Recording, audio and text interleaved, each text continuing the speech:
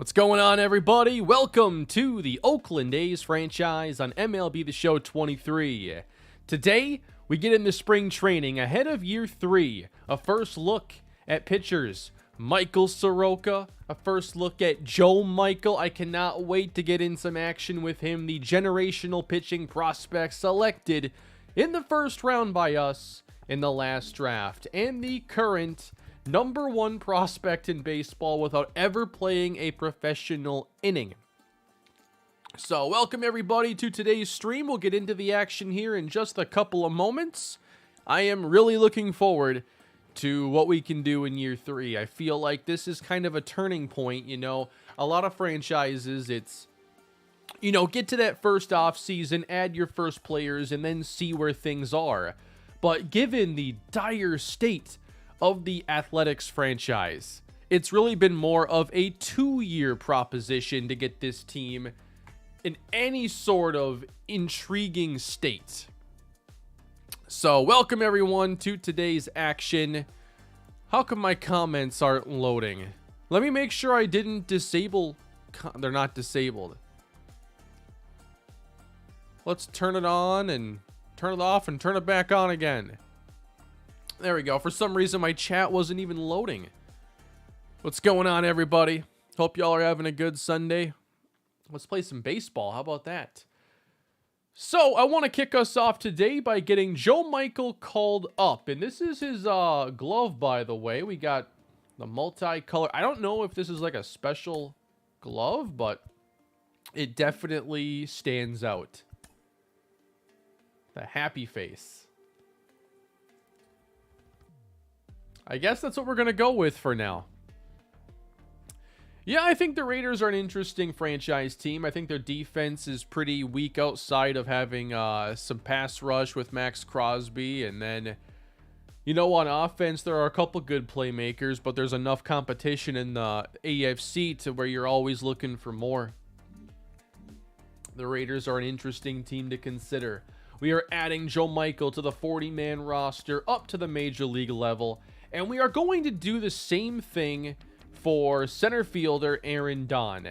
Now, I don't think either one is going to start on the big league roster, but I still think it's worthwhile to get these guys the spring training playing time because, say in the case of Don, I want to know how his contact skills are. I want to see what his on-base percentage is in spring training to see at any point this year. All right, we have a reference point to where maybe it's worth it to develop him at the big league level because he's demonstrated this at least at spring training.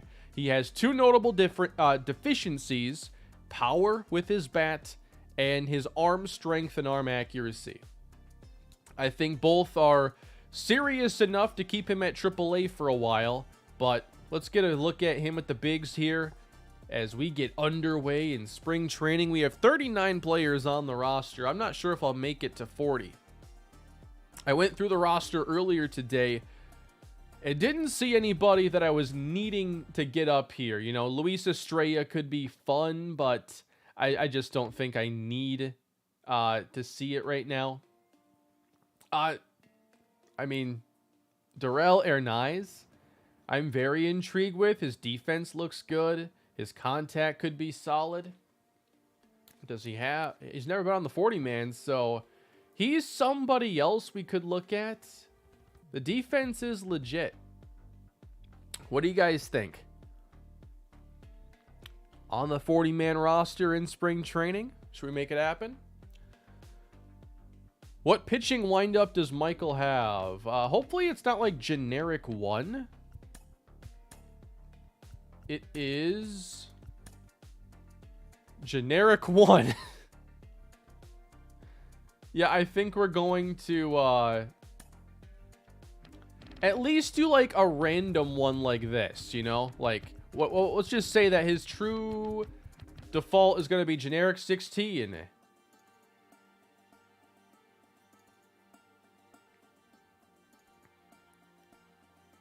That's not bad. Yeah, let's bring him up. Let's bring up Darrell Hernaiz. Get a look at him, see if he makes the active roster. I'm really intrigued with his defense and his his contact abilities. So that gets us to a nice 40-man roster. So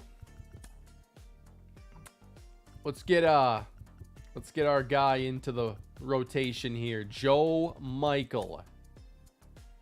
We got Mike Soroka first, the big free agent addition for us.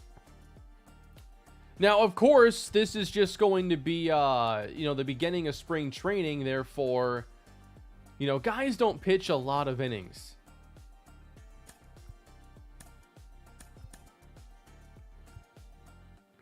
Did Don get the call up? He is getting a chance.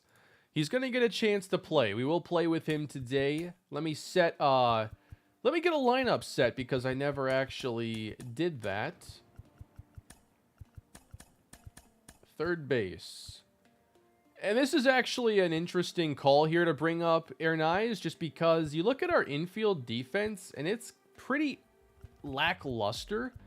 So is there a chance he actually gets the start at third base? I mean, Madrigal probably doesn't have the arm to play there consistently.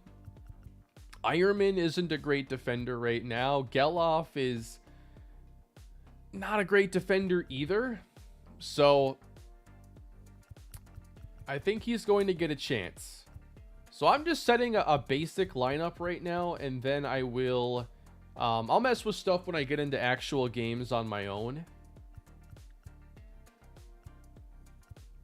And I have no idea who our opening day shortstop's going to be. So this is a legitimate roster battle we have here.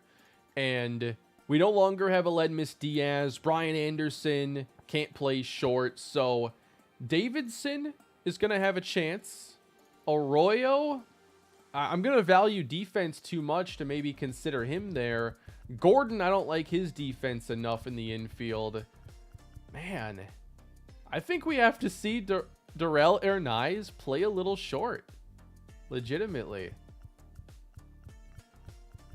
I brought in Arroyo, but that's not a move for defense so much. You have not missed anything, Dalton. I am barely underway in today's live stream. You should randomize all your drafted players' stances and windups. It's not a bad idea. If it's generic 1, I think there's a good argument there. I don't know what Aaron Don has. Let's see. Generic 1. Yeah.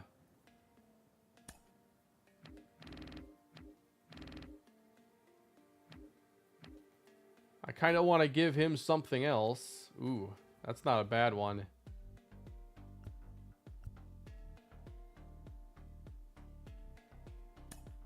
I kind of like that veteran stance 138.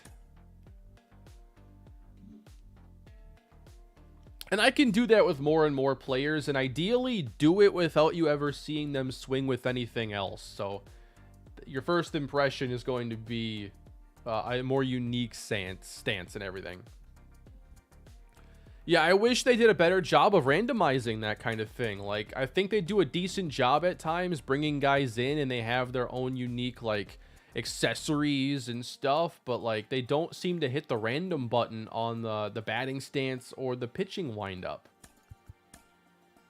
So yeah, back to shortstop. What do you guys think? I mean, Davidson's there, but he's not better rating wise than Hernandez. He just has better potential and he's a switch hitter.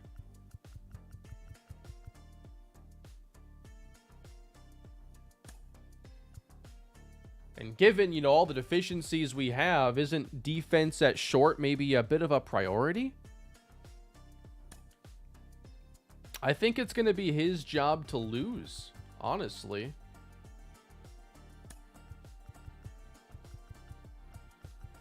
Went from not sure if I'll call him up to making him the starting shortstop in about 4 minutes. So that's a pretty impressive start to his day, I'd say.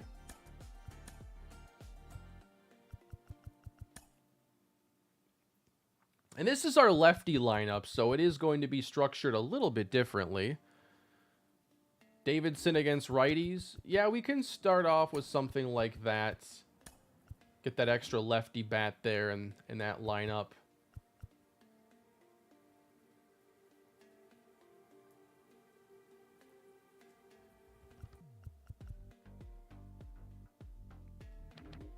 Now, at some point, too, I want to make sure Aaron Don gets, like, regular at-bats as well. So, you know, against righties especially, I want him to hit.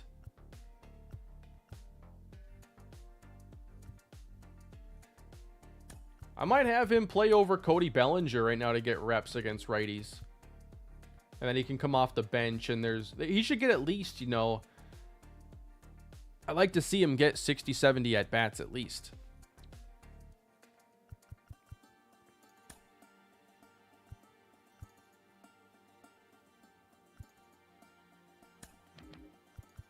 That was the wrong lineup, by the way. I wanted him, or no, I did want him there. I'm confusing myself a little bit here, sorry.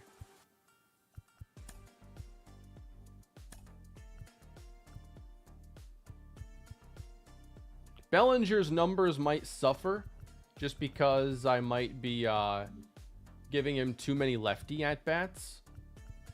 But that's the way the cookie crumbles.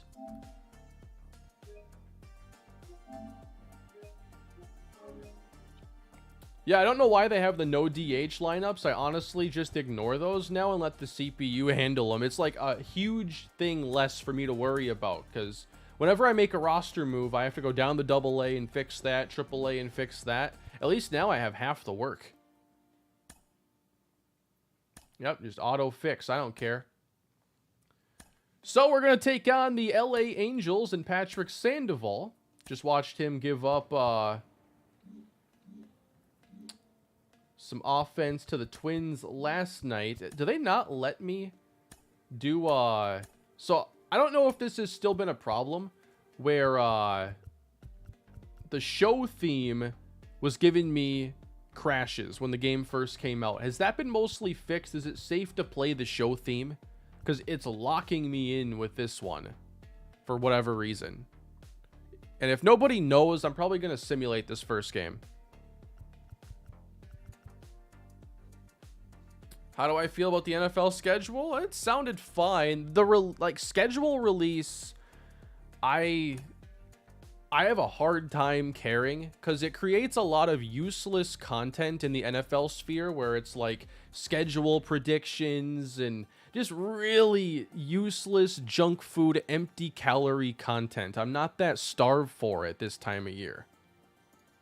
So it's like, sure, there's a list of games, but like, even if you try to like map out things, it's like, you know, injuries and surprise breakout teams, surprise terrible teams. I just could not care less about the schedule release. I just want to know, like, what am I going to watch on Thanksgiving? What am I going to watch on Christmas? What are the good primetime games?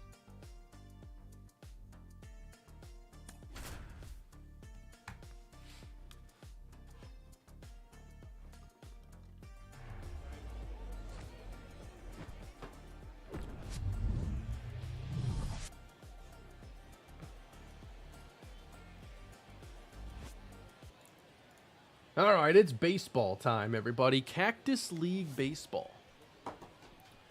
So I read that he now goes by Michael Soroka. I can't actually edit his name in-game to have it say Michael instead of Mike. But he's apparently rebranded a little bit. We need to adjust the glove. This is something I've always been really slow to do. Like, let's get a glove that color coordinates with our jersey a little bit better. As much as the red and black setup is fantastic, we need to get him probably a green and gold glove. So here is the new ace of the Oakland A's and our biggest free agent addition, Michael Soroka. So what I like is he has a skill set that I think will lead to a lot of stability. You know, he's not like the highest strikeout guy.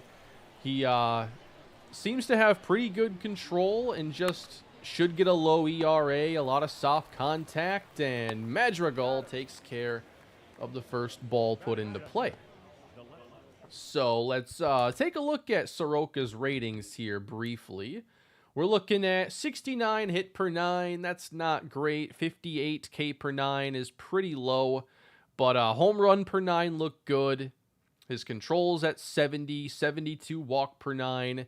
I think he's going to be a guy who doesn't have like a huge, swing in his starts where he gives up a bunch of home runs or strikes out a bunch of guys. The hit per 9 you'd like to be a little bit higher. I think we can train that up a little bit.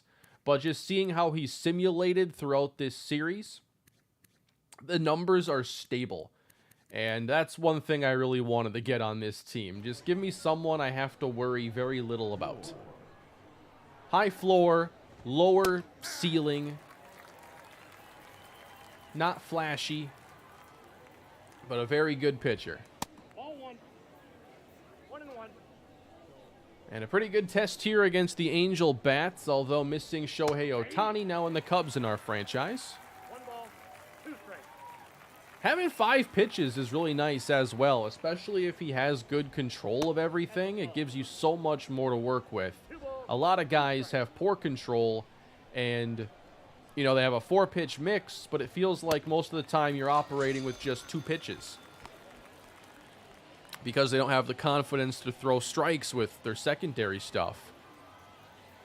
I've never tried pitching with anything other than broadcast, and it's my preferred camera. 0-1's the count. I play on Hall of Fame difficulty. I've enjoyed this for probably 4 or 5 years now playing the show. I think it gets you very realistic games, and you can play games back to back. I can play 2 games in a row and they feel entirely differently. Driven deep to left, but Trout was just a bit in front. We kept that on the outer third, and it stays in the yard. Soroka sims extremely well in every franchise I've ever done. That's what we like. And certainly there are some ratings that sim nicely and some that sim really poorly, like low walk per 9, low home run per 9. It's hard to fix that. And there's a newcomer. We got Christian Arroyo. As we did add an infielder, a good contact bat. And facing the lefty, Patrick Sandoval. So last year, Arroyo is coming off a season where he hit 247 for the Red Sox, only an on-base at 286, which is way below Major League average, which I think is closer to 320, 330. So I'm hoping that he can play a little bit better than he did last year in Boston. The ISO number is about where I like it, but I'd like that walk rate, if possible, to come up a little bit more. 18 home runs, so he does offer a little bit of pop, which is nice.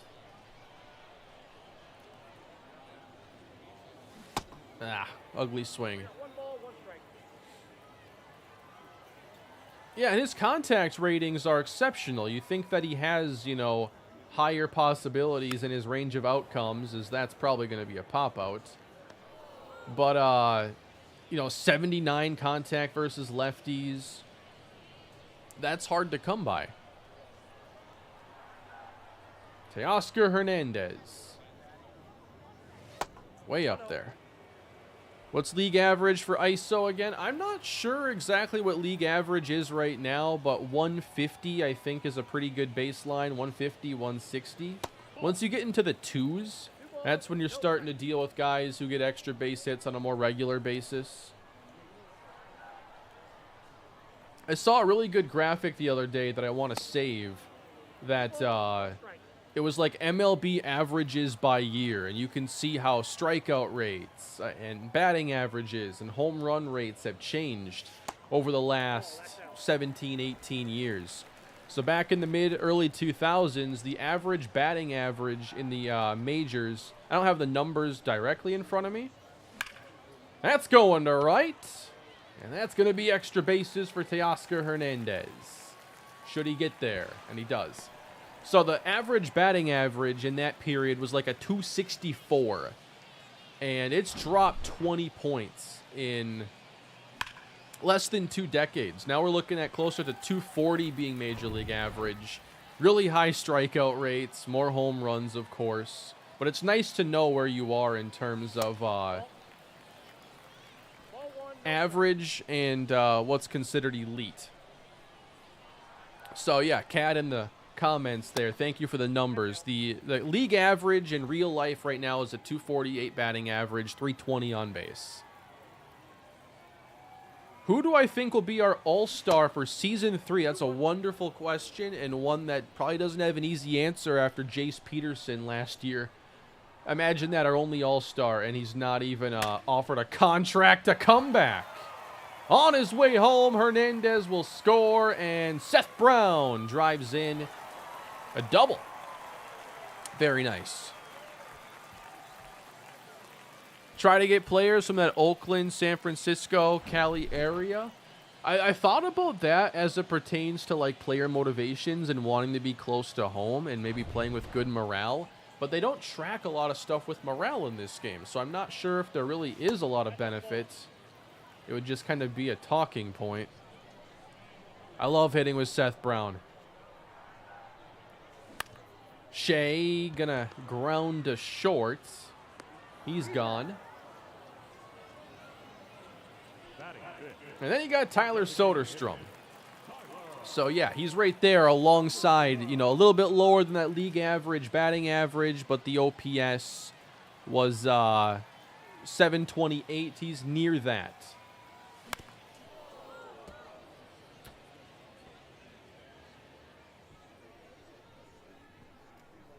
A little bit above average, I'd say, in the home run department last year, and this could be his first full-time opportunity to start and play every day.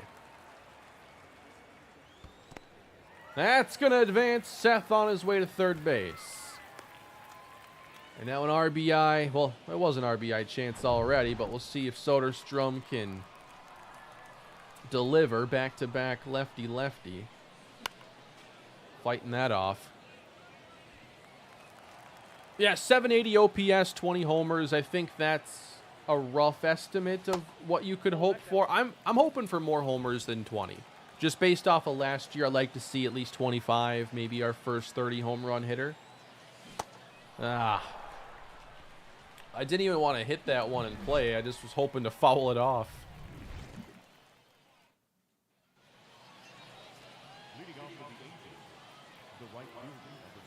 Michael Soroka. When do the Twins play the Angels today? That's supposed to be Pablo Lopez and Shohei. I know Sunday games tend to be earlier, but it is a West Coast game, so it might be later afternoon. 0-2. Facing Renfroe. They play like 20 minutes? Well, that's not good.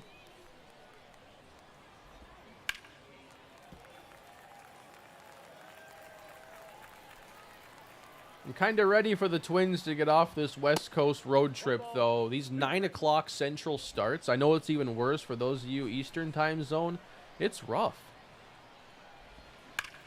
That's driven to the gap by Renfroe. Hernandez will chase it down. Have I played Tears of the Kingdom yet? I've been playing a good bit of it. I'm really enjoying it. It feels like there's just so much to do and so much game there, and every day I find something new to get lost in. Love the game. Breath of the Wild to me is the best open world game ever created. I love the gameplay mechanics and the physics and everything. It's the most fun open world that I've ever played. And Tears of the Kingdom takes all that and just makes it even better.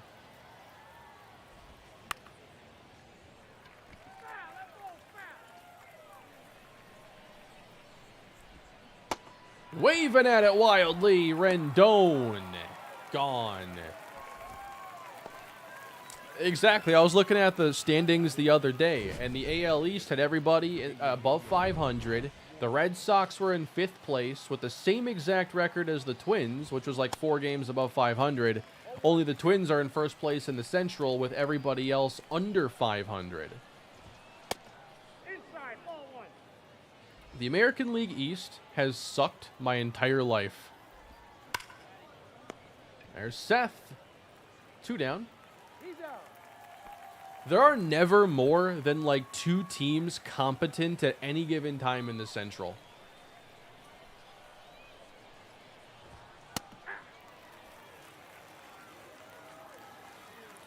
Are the Jays in last now? I know the Sox were playing a little bit better as of late. 0-1.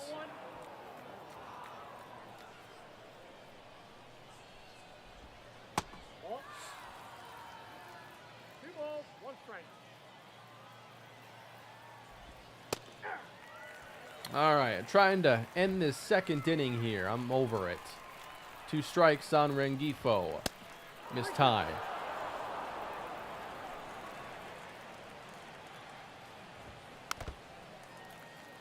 But I know in the National League Central, the Pirates have been definitely slumping. Their last 10, I don't think, has been very pretty. I know they had a decent win the other day. Soroka walks Rengifo, and he's running into a bit of trouble here in the second. Keston Hira's an Angel. That's extremely random. Nope, at the ball. Count 1-0. Springer has been pretty bad. Yeah, tell my Dynasty fantasy team that selected him.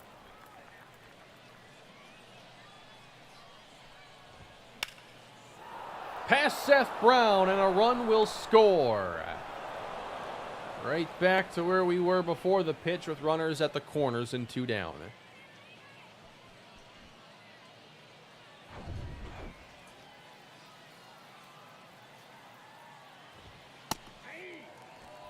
Not the cleanest inning here for Soroka. Ball that time. Game's going pretty good. I'm having fun. Having a great time overall with the show 23 in this franchise. Appreciate all the support here. We're like 2 months into this thing. It doesn't even feel like it. 1-2. Got him looking. Yeah, I saw the Cardinals were playing a bit better. I was watching their game last night against the Dodgers. Gorman hit that big 3-run shot, and they were about to blow it in the bottom or the top of the 9th. That was a strange 9th inning. Helsley couldn't get a single out, so they bring in Giovanni Gallegos, and he ends the game by striking out Mookie Betts on a number of questionable pitches.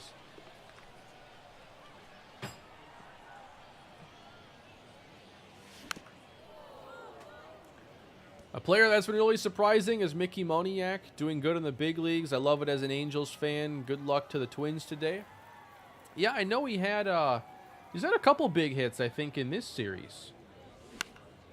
Cody pulls it into right. Routine as it gets. I appreciate that super chat. Yeah, I honestly didn't even realize he was with the Angels until the other day, because I remember him being with the Phillies. And then I checked out his transaction history, and he was traded straight up for Noah Syndergaard.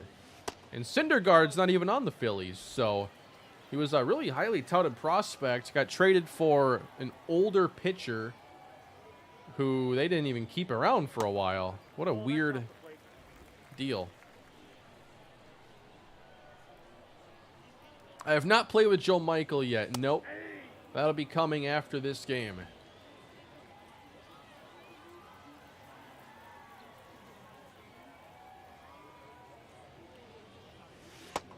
Inside.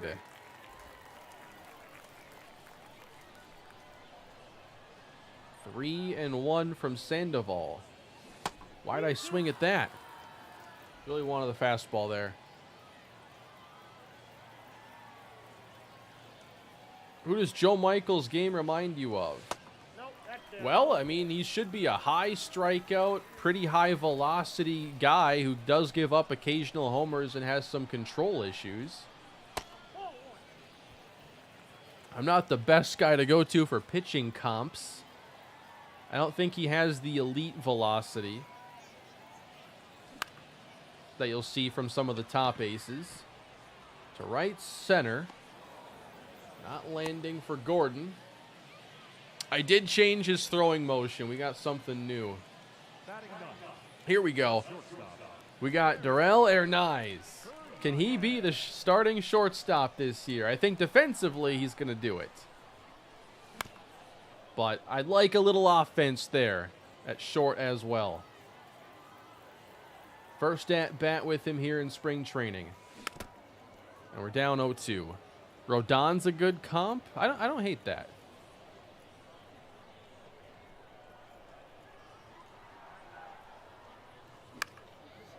Had to swing at it.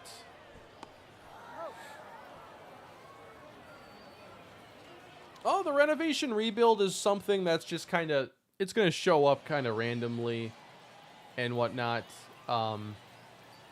So there hasn't been any other content in a while with me focused on the Titans and this series. But I will be working on new stuff with the the Vikings and Rockies to get those series wrapped up pretty soon. I like where I'm at here with the Titans and A's. I think I'm making really good progress these last couple months.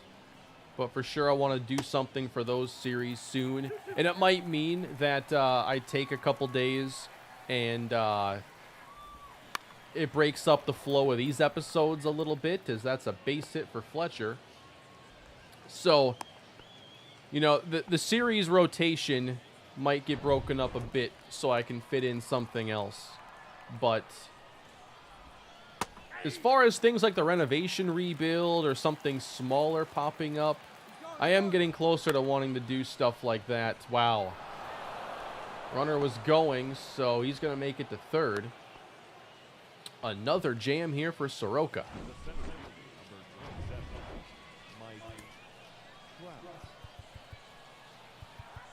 Gonna get our bullpen going here, and Landon Sims at some point for sure. I'm going Luis Medina. I want to play with players that I specifically am looking to highlight. And now it's first and third for Trout, nobody down.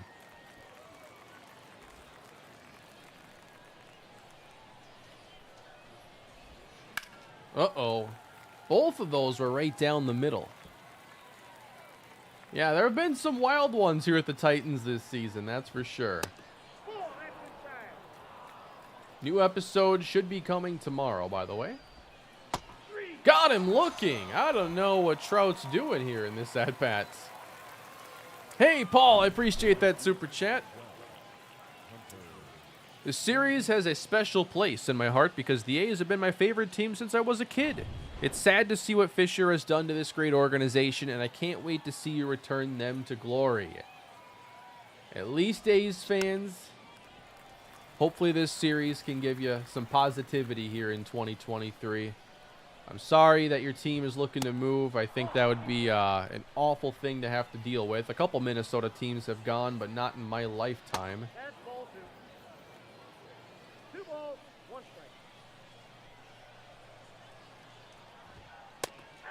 There you go, bottom of the zone. Let's see if we can get this changeup. He's got max confidence. Ooh. 3-2. Did he go? Yes, he did. That's strike 3. That's 5 strikeouts. So here I am saying it's going to be very stable, low strikeout. That's cranked to left and gone.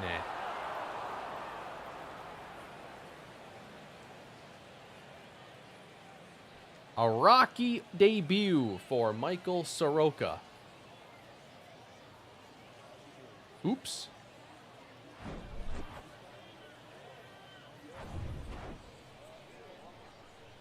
I'd like to make a couple defensive adjustments. I want to put Aaron Don in center. Your attention, please. A defensive team for the Athletics. Now playing center. Number 23. And at third base, why don't we get Zach Geloff? A defensive team for the Athletics. Now playing third base. He had a lot of confidence in that changeup. At least it's only spring training. 62 pitches here. We're not even finished off with the third yet. This is his last inning here. It's spring training day 1, but not a good start here for Soroka.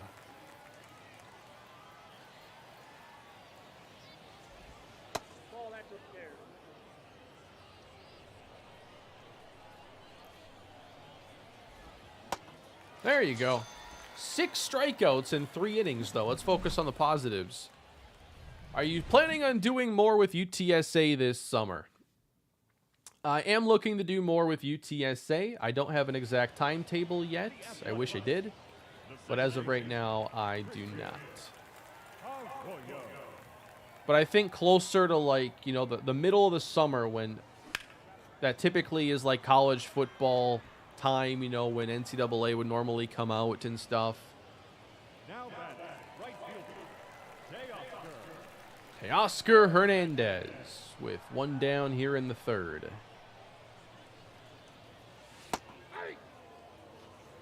We have not had Joe Michael pitch yet. So many have clicked on and have asked if Michael's pitched yet. That's going to be coming after this game. You got time? You haven't missed it. I think I expected something else there with the break. A high changeup wasn't what I thought. Ball 1.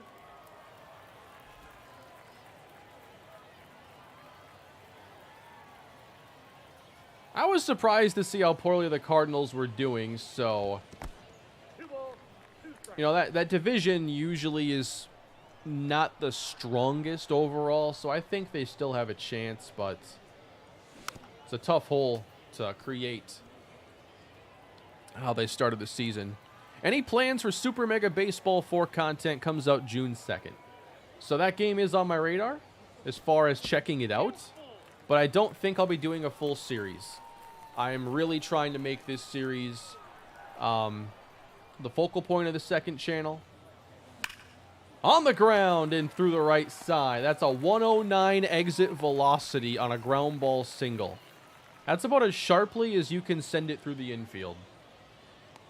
That had a higher exit velo than Anthony Rendon's home run. That was ridiculous contact. At the ball. So I will be checking out Super Mega Baseball, but I'm not anticipating doing a series. But I might do some streaming with it and check it out.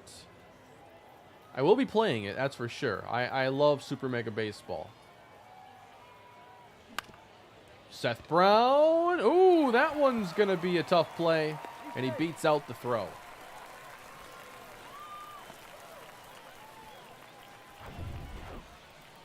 And that'll get us to Shea Langoliers. 2 on, 1 down. Trying to muscle that one out for sure. That was a good swing. How is that not perfect? 2 down.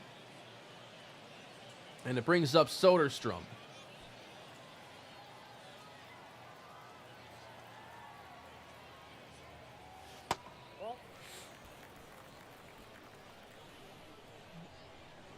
What do you want to target in the draft next for the A's?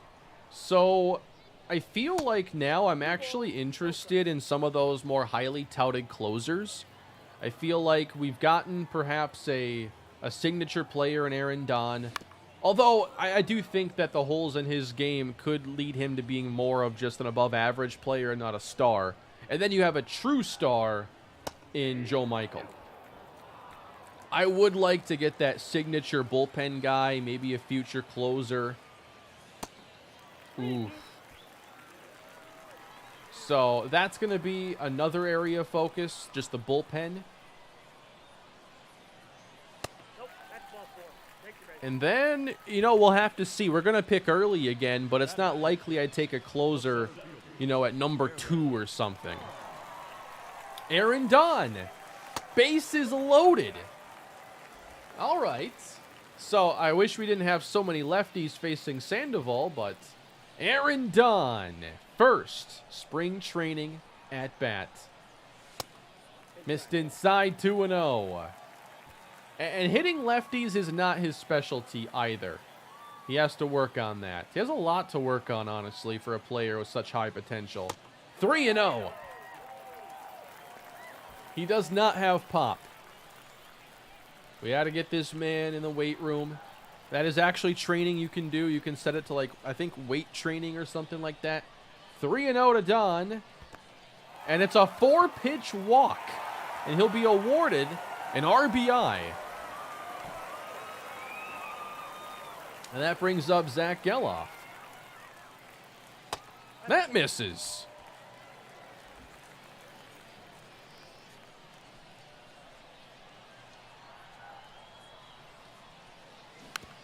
Ooh. Just a little bit out in front of that one. And a lot of bit out in front of that one. Huh? I was actually better timed. You could hit that. Outside, that's the ball. 2-2 to Geloff.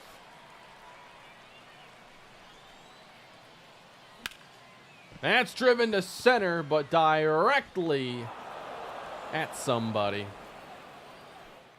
I don't think Trout's missing that one anytime soon. All right, pitching change. Luis Medina. He is on the cusp of maybe being a starter, maybe being a long reliever, maybe being one of our better pitchers at AAA. We have a few spots to sort out in this pitching staff. I think like the primary long relief guy and starters 4 and 5 are all up for grabs right now.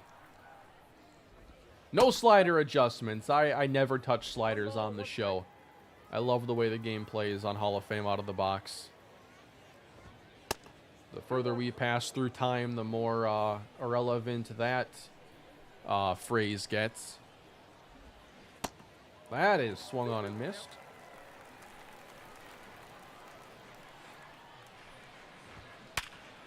Wow. 105 on the exit velocity. Scorched. Now batting, the first baseman, Cactus League. Good curve. Defining a balk. I don't know what the legal definition is in like the baseball handbook, but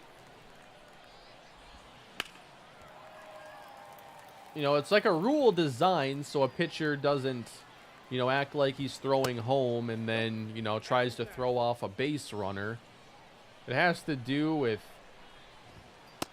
the pitcher's motion towards home plate.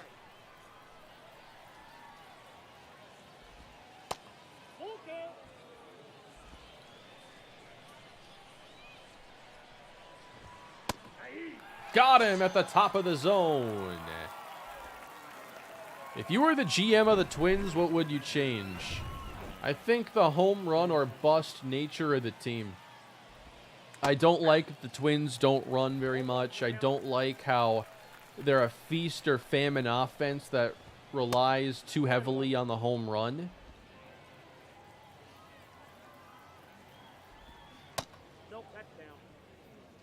And I say this as somebody who was in favor of trading Arise for Pablo Lopez. I was also in favor of getting Joey Gallo. I like that, you know, they got a guy like Donovan Solano, and I think he's done a pretty good job at the top of the order. But I would be really looking at the hitting coach right now and wondering why, you know, some of these guys are just not hitting well. And the guys who are hitting well are the ones who have either been called up recently or have just spent less time around the team. Like Alex Kirilloff is smoking the ball. And Jorge Polanco was doing such a good job. But like Correa is struggling. Buxton, he's good for a home run every now and then, but he's struggled as well.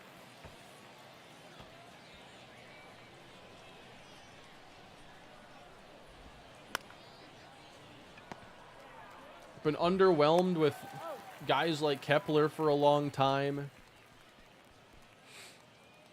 I don't think Vasquez has been all that great either.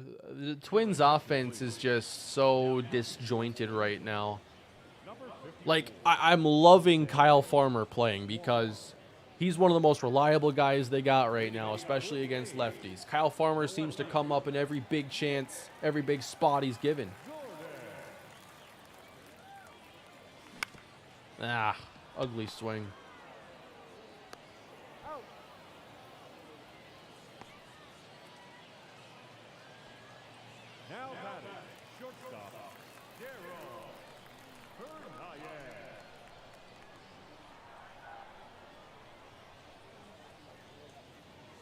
Ooh, that was inside. They haven't made a pitching change here by the... Oh, it is. Jose Suarez. I'm like, still lefty.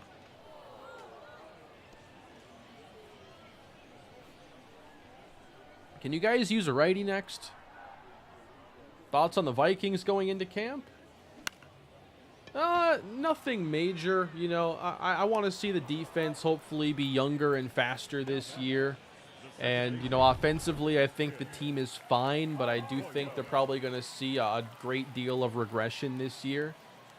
But I still think the division is possible. I'd have Detroit as the favorites, which I think is, you know, the market right now. That's what it says. And I agree with it. I think of the Vikings right now as an 8 or 9 win team, possibly lower. I think I'm going to be pretty down on the Vikings going into the year, and it's not like a super negative thing. It's just seeing where the roster has been and the change that's been necessary, and then how, you know, fortunate they were to win so many one-score games last year, that I think that I'd be surprised if they were like an 11, 12 win team this year.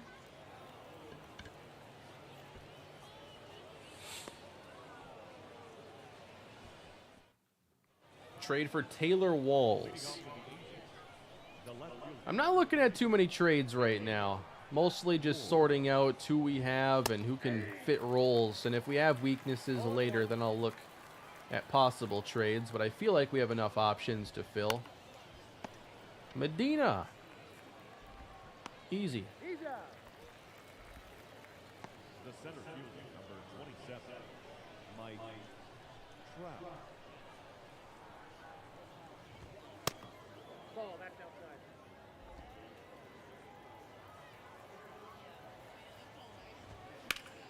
That's going to turn foul.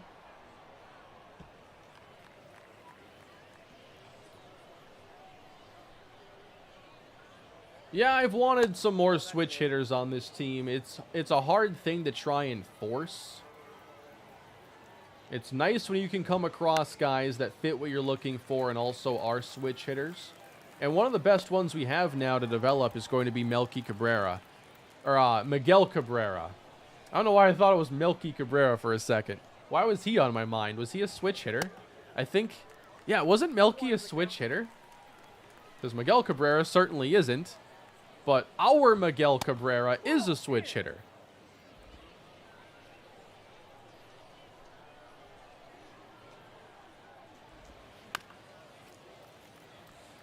Yeah, it seems like the writing is on the wall for the Vikings to be releasing Dalvin Cook. Hard guy to trade. Especially because, like, there's, like, no team that needs a running back that desperately. But that's what indications are, that they're going to move on with Madison. Good couple of innings here for Luis Medina. Nicely done. I'm pretty sure Zeke is still a free agent. You know, this time of year, the market moves like molasses because there's just no catalyst. The market is dead because free agency is basically over and teams have draft picks and rookies and 90-man rosters already set. There's no football activity outside of OTAs until early, you know, August. And so no one's getting hurt. Nothing's happening. No one's really getting evaluated. And so it's just a huge holding period for a lot of players.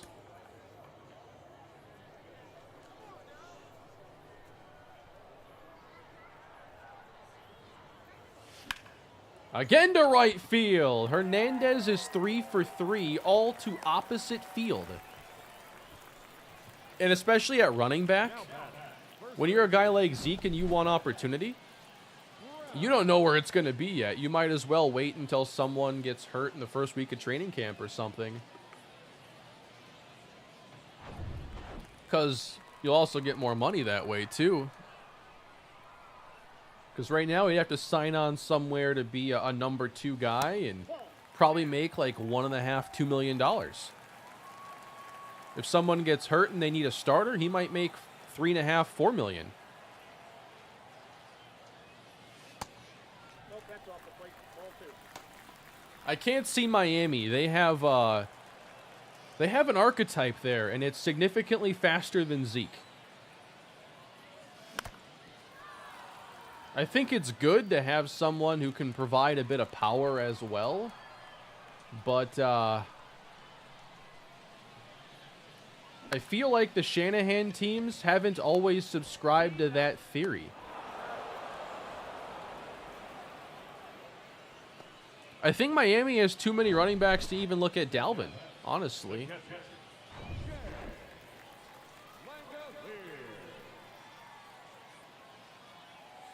Zeke has always been a good blocker. That would be enticing if you wanted that.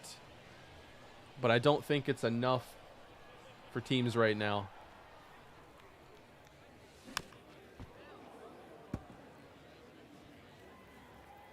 Because, like, off the top of your head, where's, like, the easiest place for him to join right now and get playing time? Nice job. Like, there are no teams I can think of that need a running back, especially post-draft. San Francisco as a backup. Tampa. I think Tampa is the easiest with no Fournette there, and Rashad White kind of being the guy at the moment. Ball 1. Is Fournette a free agent as well? Because I think Fournette would be in higher demand. I forget if Fournette got signed, because I would have him in higher demand than Zeke. He is still a free agent. Fournette's also been a guy who's caught a lot of passes in recent years, so I think Fournette ends up signing first. Both of them are totally Patriot running backs. Like, I could see both of them being on the Patriots. The issue there is it gets a little redundant because you know Ramondre Stevenson's going to kind of be your grinder between the tackles and probably get the bulk of the carries. And so you'd want, you know, they always had James White to spell the power backs. Nope, that's foul. I think more so the Patriots are wondering who that role player running back is nowadays. Do they really have a good candidate? Because they have like Ty Montgomery and Pierre Strong. Like, you're not going to roll out of here in 2023 with Ty Montgomery as your second running back. I can't see it.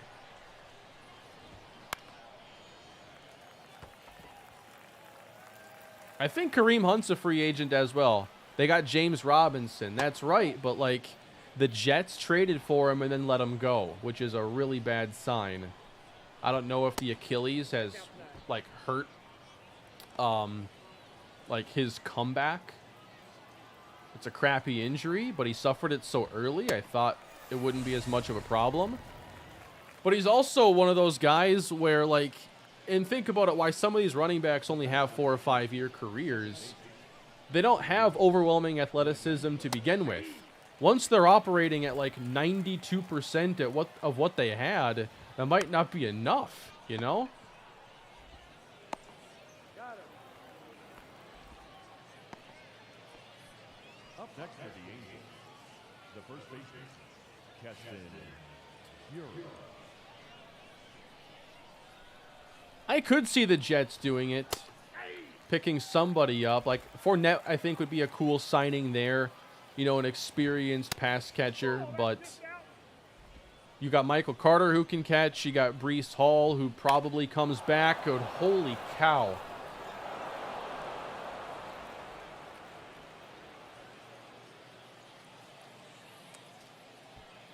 Jeez.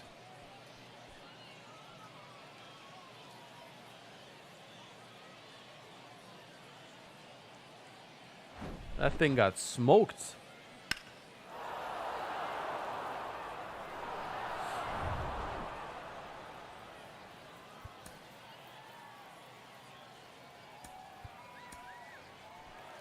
Your Yeah, these homers are coming out of nowhere. Number 28, Gunnar Copeland. How many monitors do you have in your setup? I use 3. So I game on the rightmost one because that monitor is only hooked up to consoles. Center monitor is where you guys are. Left monitor is where I have my streaming software, so I know if anything goes catastrophically wrong. Oh, he got him. There you go. Hey, Kane, love the content. How do you stick with franchise for a long time in the show and Madden? I love playing it, and making content on it makes it a lot more engaging and fun, and I don't know, it's just the perfect fit for me. Some people could play, you know, nothing but Civilization 6 and be happier than ever. Some people can just play Skyrim forever or GTA. Franchise is mine. I just think there's a never-ending possibility of, you know, I never get tired of young guys developing or building up a team or breakout star or reclamation project, you know, turning a team around. Like, there's just never-ending possibilities in franchise. Aaron Don against the righty. Here we go. Pretty high contact against righties. Right down the middle. And 2 righties in the bullpen.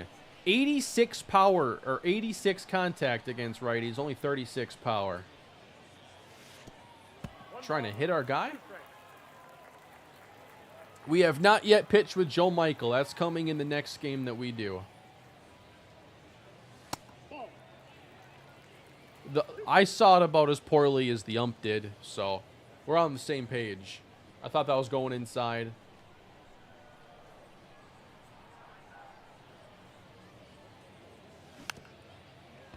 Didn't think I'd get lucky twice. Now batting, third baseman, Zach Yellow.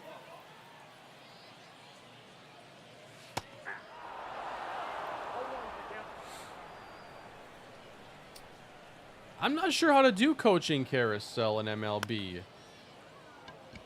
Starting in Double-A and making your way up to the majors. I'm not really sure how that would be done. I don't think the show is tuned well enough to adjust for minor league baseball. It's obviously optimized for the majors. Like, you go down to the minor leagues in here, and guys just flat out can't hit. When everybody's ratings are like 60 and under for power and contact, you end up with so many just slogs that won't end. I kind of wish they do a better job of scaling the gameplay to where, you know, minor league hitters can hit minor league pitching just fine. But outside of simulating, I feel like if you played all the games, your stats would be pretty low.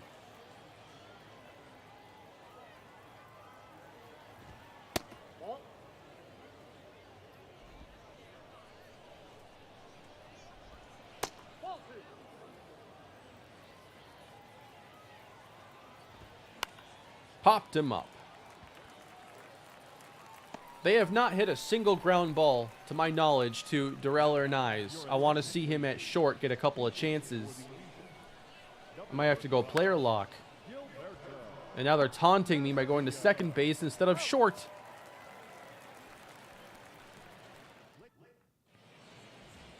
If you haven't already done so, please drop a like on the stream. I'd appreciate that. Having a good time here going through spring training. We still have Joe Michael's spring training debut coming up after this game. And then we'll figure out what else we want to do. Mendoza, your attention, please. I'll hit with Gordon. Now playing shortstop, number 94, Zach Neto. 1-1. Do I see Hoagland in the rotation or the bullpen?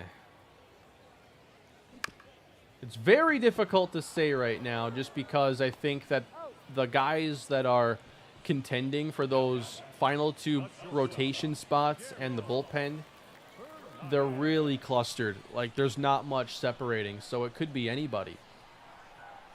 I think Hoagland could be a starter. I'm hopeful. Count 1-0. He and Fujinami being 4 and 5 would be maybe my prediction right now. Hard hit off the second baseman's wrist, and that's going to be an error. No, they give him a base hit. Okay.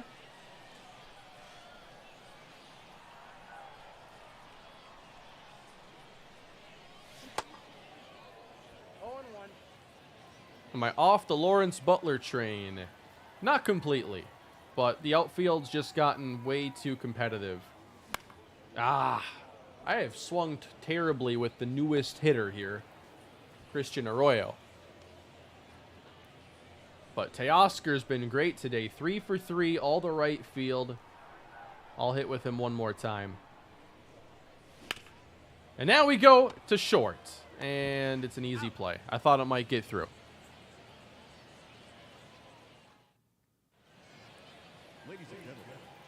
A lot of times with players, I look at their old numbers and see what they've wore in the past. So 57 for Soderstrom. I don't know if he's wore 57 before or if it's just like a really random thing for him to be wearing that right now. I can take a look.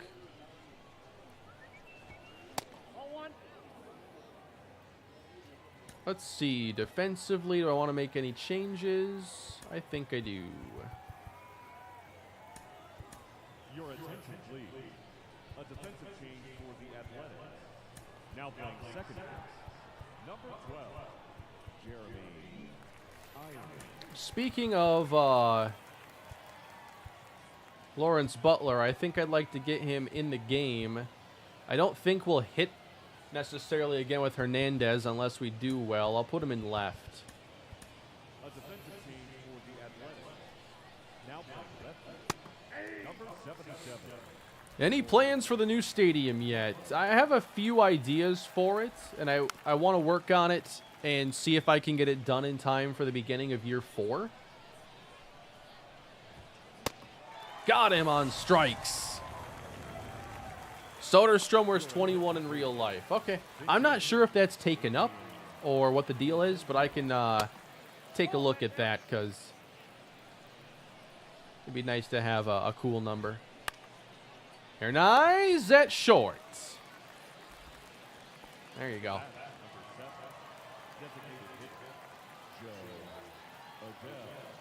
It's hard to say, Matt. Matt just asked, would you want this series to go long enough where you have to do a second rebuild or retool? So, the way I've been doing the channels lately, just one series at a time, has been going great. But I know I'm going to be in for a challenge when football season rolls around and I start doing new stuff on Madden. Because, you know, doing a full MLB franchise before Madden comes out would be... I just don't think it's really doable. I have the rest of May, June, and July, but then you get into August and it's football season. I don't know yet what it's going to look like in the fall. And so I don't know what the...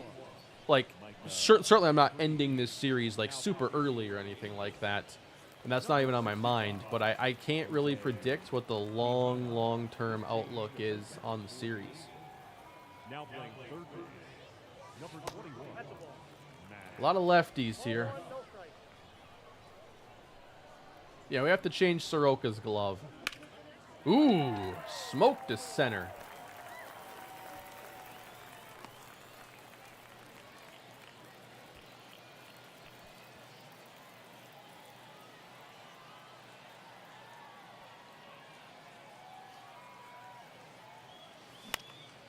And now sent down the line, turning foul.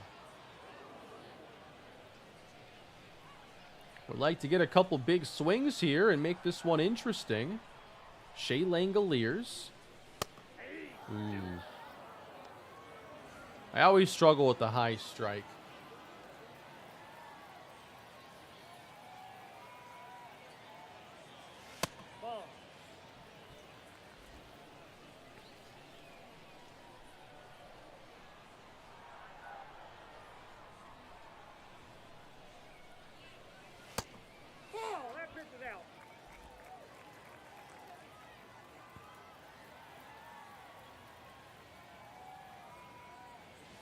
Missed away, and now 3 straight outside will lead to a 3-2 payoff pitch. And it missed low. So we do have 2 on for Tyler Soderstrom. And we're going to have to do a good job lefty on lefty if we're going to make something happen here. That was a good pitch to hit.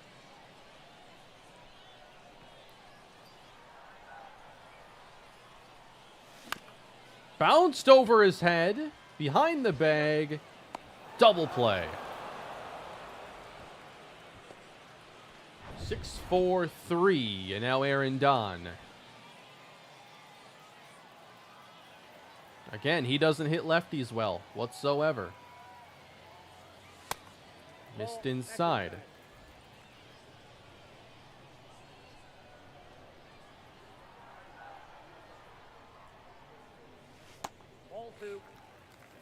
Who do I think is the most surprising team this season in the majors? Yeah, I'd say the Pirates for most of it. I know they've been coming down to earth a bit lately, but they've been a really fun team. Got to watch one of their games a couple weeks ago. It was a day game, and it was a lot of fun.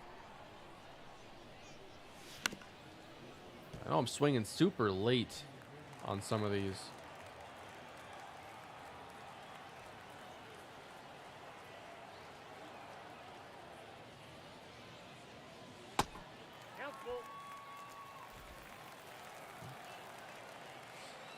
Three and 2 to Aaron Don. And he's going to walk again. Making me stay patient with somebody I really want to swing with.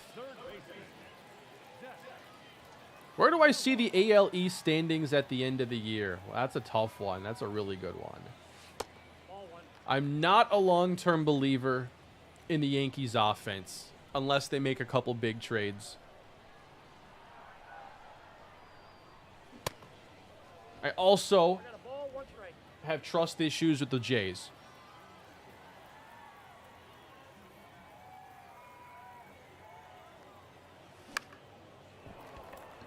I'm going to say Rays, O's. Ugh.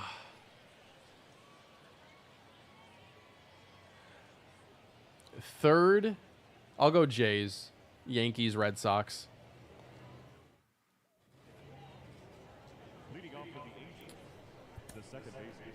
Landon Sims. I traded for him last episode, so I wanted to get a good young reliever because I haven't really added one with good potential yet.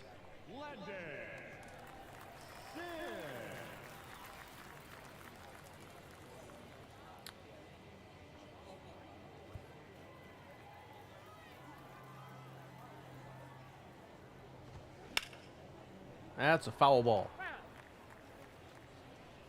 So Sims comes over from the Diamondbacks and gives us a younger reliever so not everybody is on a one-year deal and like 31 years old. He might be at the majors, he might be at AAA. It all depends on how the spring training shakes out, but he could be on the big league roster.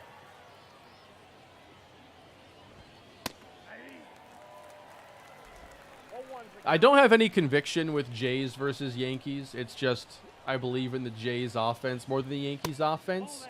Like if the Yankees, like if Judge misses time again, like that's a big problem.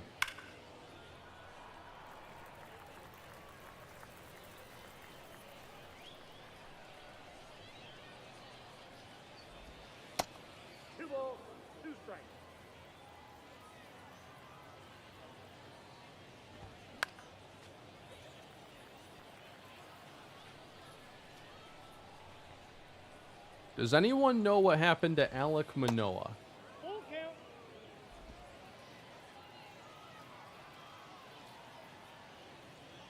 I feel like it was just the other day, as Sims picks up a strikeout, that he was mic'd up in the All-Star game.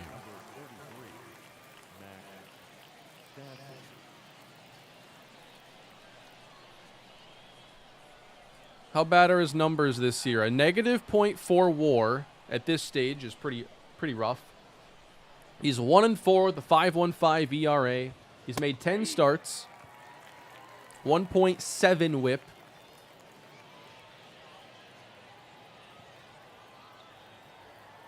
A 6.28 FIP, which is like the kind of number I was sending down Waldichuk and Muller for having.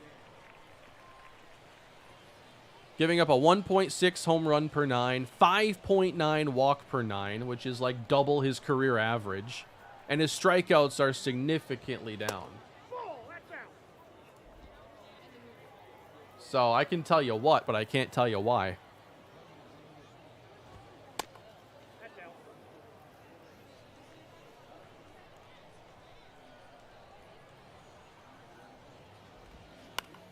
Ooh.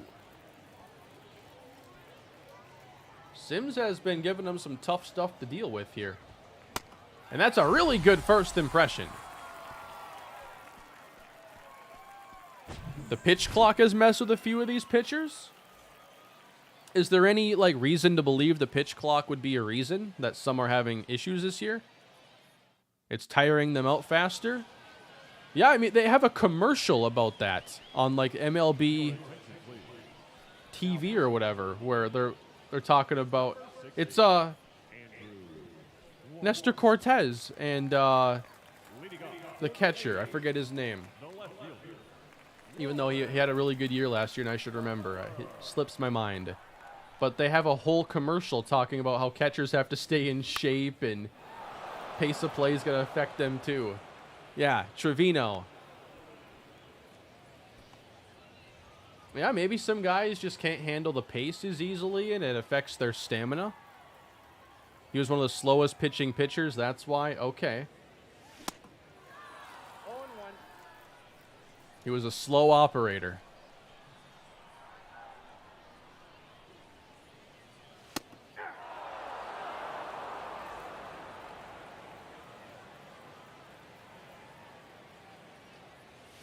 That's a ball. One ball. Yeah, it's a shame Barrios hasn't been better there. I thought he would do all right. Ooh, that was ugly at bat. Barrios was always solid with the Twins, but he was that, he'd have some hot starts and strike out 10 guys, but he'd also have games where he gets rocked and gives up a few homers, but there was a lot more good than bad. But he has not been very good at the Jays.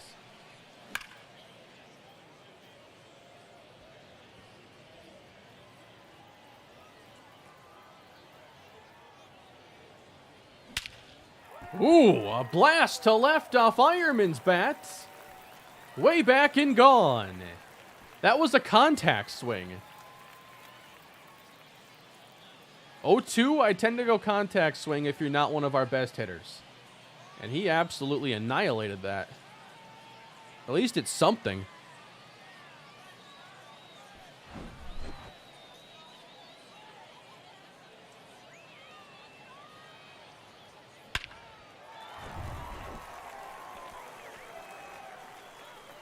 Teoscar Hernandez. Now pitching for the Angels, number 46, Jimmy Ooh. Herder.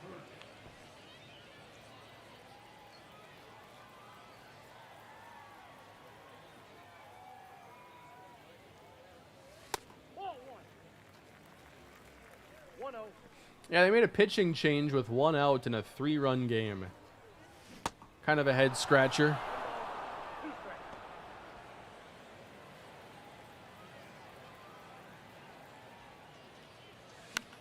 With knowledge that major changes can't really be made in this late in the offseason, what's the one spot you'd like to add a player to the team right now? Shortstop for defense. I didn't realize how bad it was. But Darrell Hernaiz has that really good defense, but to get access to it, we might have a guy who might not be quite ready to hit. So we have guys who can play short, but guys who can excel defensively there, we have one, is my thing. So if I want if I were just curious about signing a shortstop,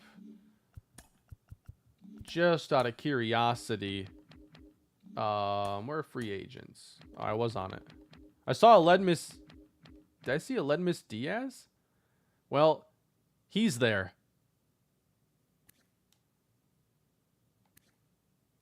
Weird. And then Tyler Wade, who was also here.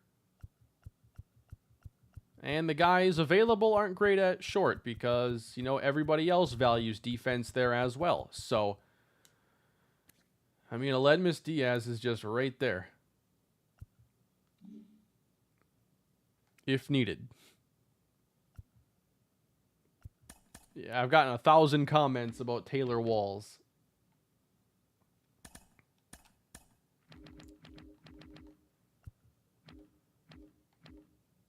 I don't know where he went.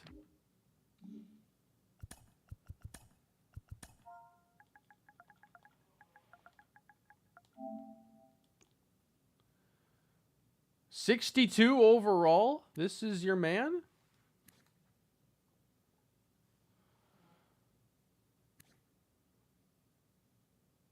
I don't think this is going to work.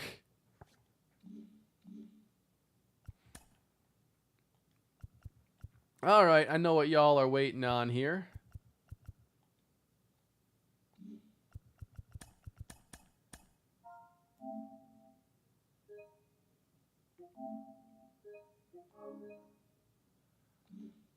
So in our next game, Joe Michael will make his spring training debut against Domingo Herman, and we'll see who comes in for Herman after he's ejected for a substance. But let's get this game going.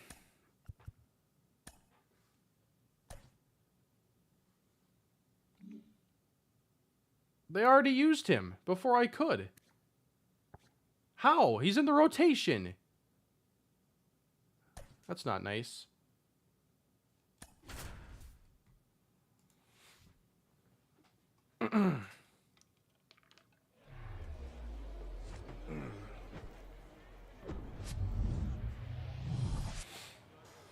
So how come they found something on his hand they didn't want him to have when he played against the Twins, and they let him continue pitching? He does it again a month later, and he gets tossed and suspended for 10 games.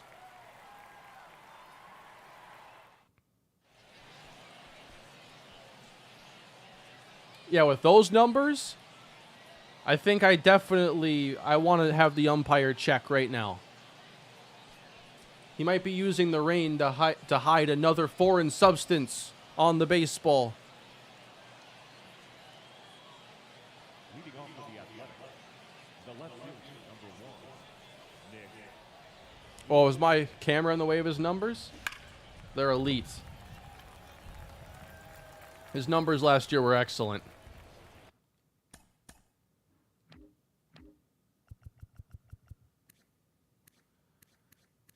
.249 ERA, 117 WHIP. Okay, his WAR wasn't great because his strikeout rate was low. His FIP is nothing special. I'm not sure if I'm blocking that. It's a 4.7. Surface numbers looked really good because the ERA was really low. Ball, that's inside.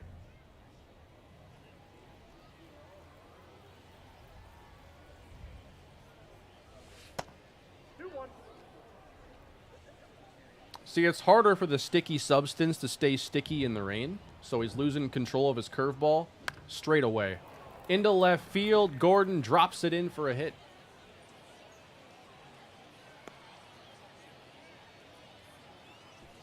Batting second, the right fielder,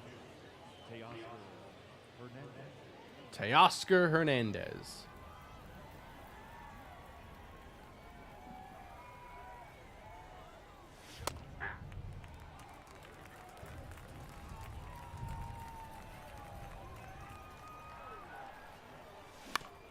And that is hard hit to third base. Going to be an easy double play on Teoscar.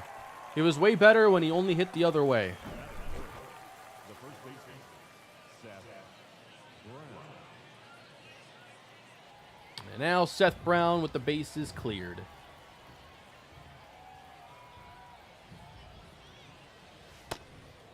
I simmed one game. They brought in Joe Michael for relief in game 2, even though he's in the rotation. I didn't think they'd do that. I wanted to throw his first pitches. At least this isn't the true debut. This is just messing around, mostly. Come on.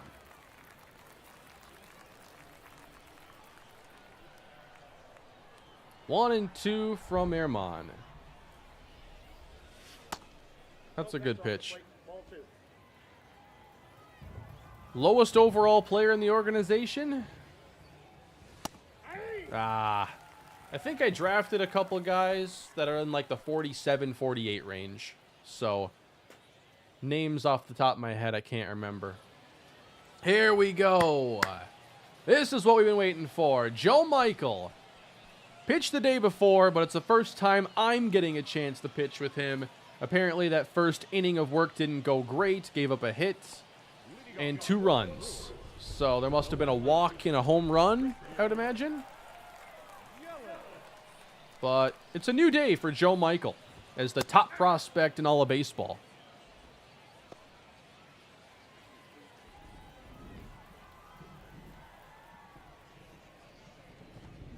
That's a ball. 1 ball, 1 strike. So I know he's like 18, but like, shouldn't these guys who get drafted be like 19? You're typically 18 your last year in high school, but this would be his following year. Ball. You can have, you know, some birthday differences where it can be a little different, but Full count. sports games aren't great at like handling birthdays. That is a walk. And that was meant to be a bit of a concern here. The control for Michael is definitely a little lacking. Now, with a lot of pitchers, especially in this series, because we don't have a lot of good ones, I'm trying to be cute, you know, hitting the corners and just being off the plate barely. Shea comes up throwing, and Yelich swipes second. With Michael, I have to learn, you know, his skill set. He's got good enough stuff to where you don't have to be cute all the time. You can throw it in the zone, but it's finding that balance. 1 and 2. Ball 2. 2 balls, 2 strikes. 3 and 2 on Kevin Newman. And it's weakly hit. Yelich held at second. Got him. He could have turned 18 in July. That is true.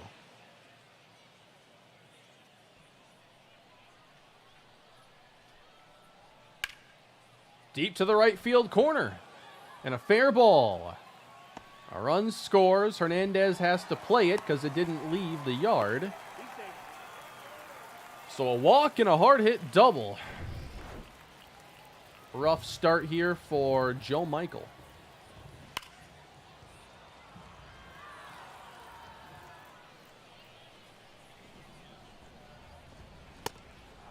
On 2. 2 quick strikes on Willie Adames. And now this is what I'm talking about with a lot of these pitchers. Only 2 of the pitches right now have any deal of confidence, and it's his 2-seam fastball and his 4-seam fastball. But he strikes out Adames on the changeup. It was 0-2, so I was going to work on the secondary stuff. The first baseman,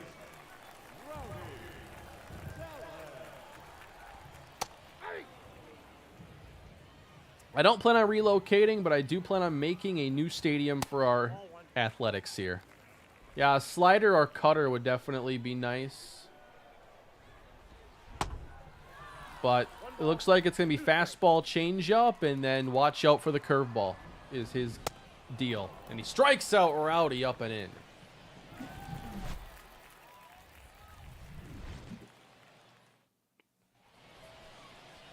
leading off with the Athletics. Soderstrom. At the end of the year when I was hitting with him, just every swing felt like it was barreled up 100+ exit velo. The ball just travels. I have not tried playing on Switch, no. I'm not sure how well it runs. 2 balls, 1 strike.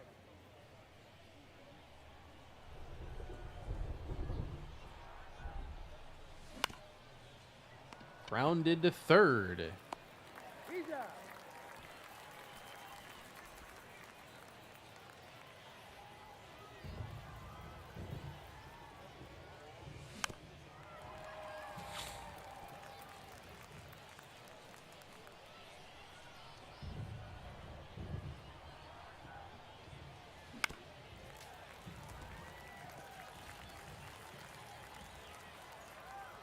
Oh, and 2 to Shea. 1 ball, 2 strikes.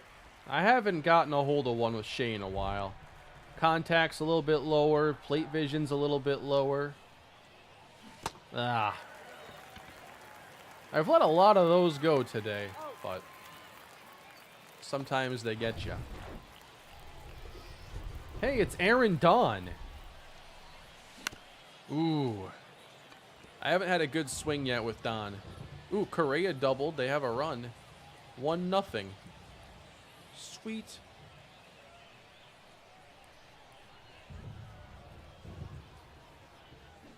That was bad. 0-2. It will be a contact swing. And it was late. Shallow center.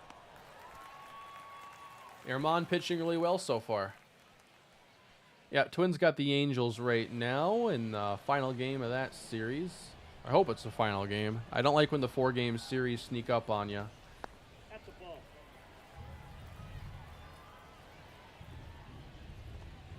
So Joe is, I don't know, like, as far as how we stack up, like, compared to other organizations, but Joe Michael's a #1 prospect, and Aaron Don is a #7 prospect.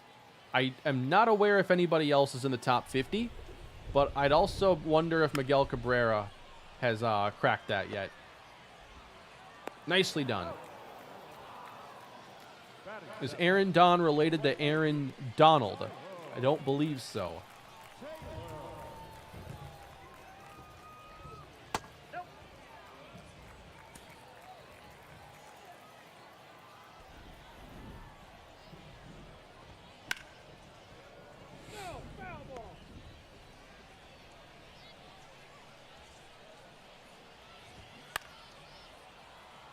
There we go. We're getting ahead of Taylor.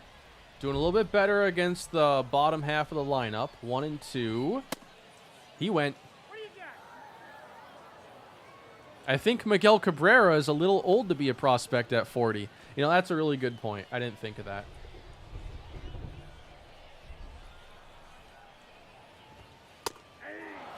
There you go. He's starting to feel it. Let's see that breaking ball. Oh, this is one of the Brewers' top prospects in real life here. This is one of their best outfielders. I think, isn't he like a top baseball prospect too? Not just like top Brewers prospect? Jackson Chourio? Am I saying that right?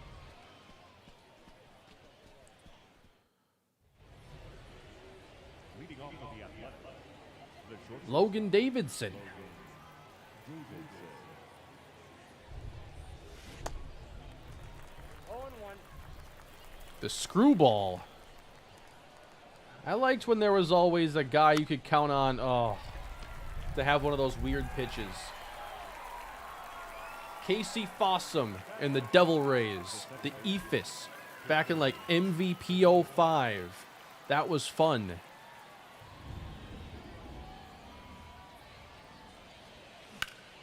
Arroyo to left field, gets a hold of it, and it's off the wall. There's no way I'm stopping at first. Like, that's definitely a weakness in my game. If I hit one that well and it's off the wall, like, I cannot just hold at first. There's no way I can let that swing be a single. Any word on UTSA? Also Michael in AA to start. Yeah, it's likely going to be AA for him. I appreciate the super chat, Matthew. And then for UTSA, I'd say check in more as we approach like real life college football season. I'd like the more UTSA in that to match up. Not necessarily waiting until August, but like, you know, late June, early July, you start hearing more about college football. It's when the game used to come out and will next year. So that's kind of my target now, is late June, early July. Had a lot of weak ground balls at third base. Now Gordon trying to bring home Arroyo. Ball one, no strike. I don't know if I faced Senga in this game. Wait, I feel like I did. Driven to right field, Nick Gordon. Over the billboard, a 2-run shot. Every homer we've seen in this video has been like, huh, I didn't expect that from him. And that just continues. Number 2. Let's go.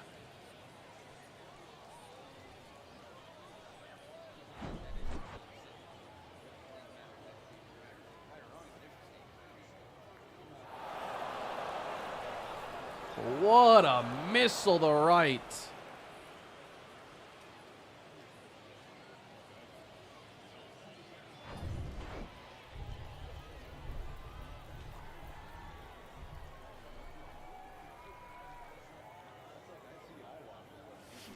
Ooh. I've been oddly late on a lot of pitches, and then I follow it up with like a perfect one.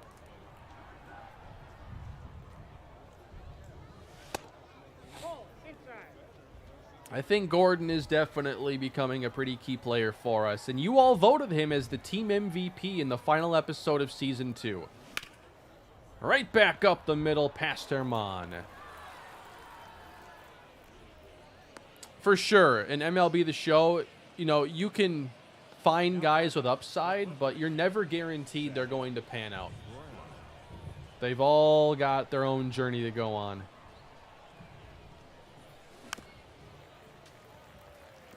And should make it a lot more rewarding when you do have someone really hit.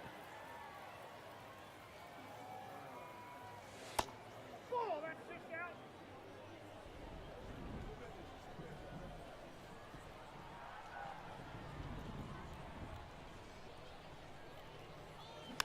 Ah.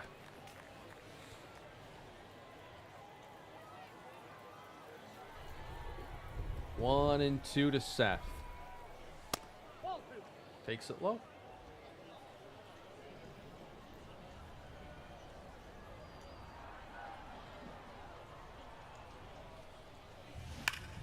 A rocket past second base.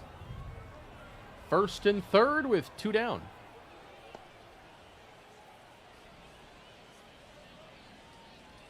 And now Soderstrom. 81 power versus righties. And he likes it right down the middle. What baseball player doesn't? Sometimes I see a guy on here with like a cold zone in the middle. It's like, you hit balls for a living. Why don't you like a ball right down the middle? I'm curious. Yeah, hitting changeups ain't easy. Even if they're missed up and they're like supposed to be meatballs, like, I struggle. That's ball 3-0. Do you think your best hitter should be in the 2 or 3 hole? I think 2. I definitely have a bit of an old school philosophy when it comes to baseball. I don't think I'd ever hit my best hitter number 1, unless he were like an elite on-base speed guy. But I want my best hitter, the one that I expect to do the most damage, hitting in either 2 or 3. It depends on the lineup construction and how good we really are. But, like, I don't want my best guy to hit after my 9-hitting second baseman, who's hitting 224 and is never on base, it seems, for that leadoff guy. Like, I want guys on base for my best hitter.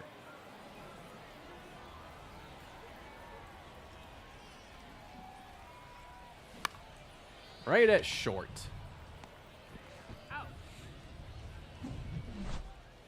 What year did you start playing MLB The Show? Probably the first year it came out. I had friends who would get it, and I would play theirs, but I wasn't getting it for myself at the time. So that would have been around the time, like the start of the 7th gen there. And I wasn't really looking to play baseball games. I didn't really play baseball much in the PS3 360 era. I was big in the PS2 era. But I mean, that's when I was a teenager and just wanted to play Call of Duty and Gears of War and multiplayer games. I didn't play a lot of MLB in the early stages of the show. And honestly, it was doing YouTube that got me kind of back into playing franchise on a regular basis. I always loved franchise and Madden until I played on like the PS3 and the Xbox 360 because I thought those Maddens were all really bad. And I just couldn't make franchise very fun. Deep to right, driven, gone. And Joe Michael gives up a long ball to Christian Yelich.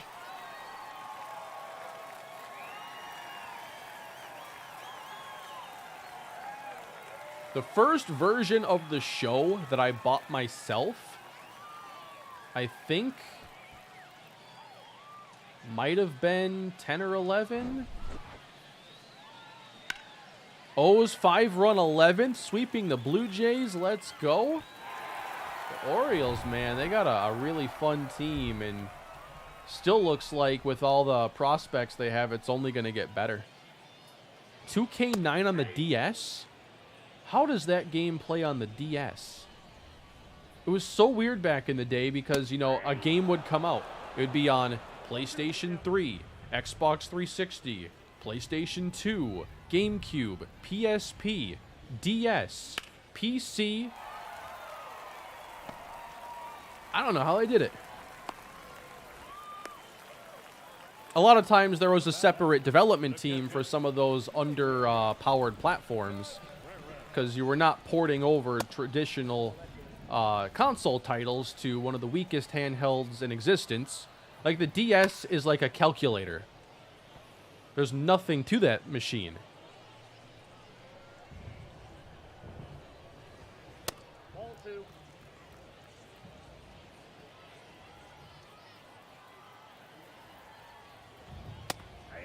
You still have my DS, though.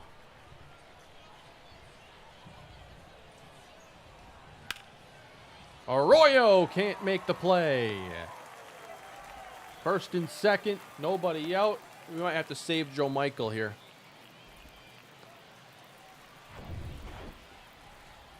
I remember playing backyard baseball. It was either, I think it might have been Game Boy Advance, not even DS.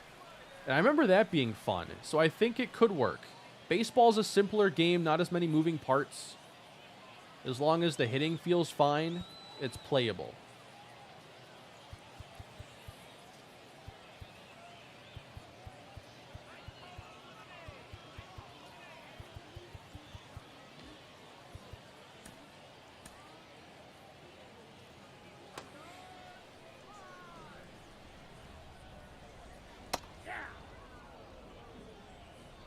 I used to have tournaments on COD Modern Warfare 2 on the DS at school. There's a lot going on there. Modern Warfare 2 on the DS. Tournaments. Nope. Ooh. Give me that one, man. 1 ball, 2 strikes. 2 balls, 2 strikes. Strikeouts are the best way to get out of a jam. And a double play is maybe the next best thing. He's out. Now batting, first baseman, Rowdy Dallas.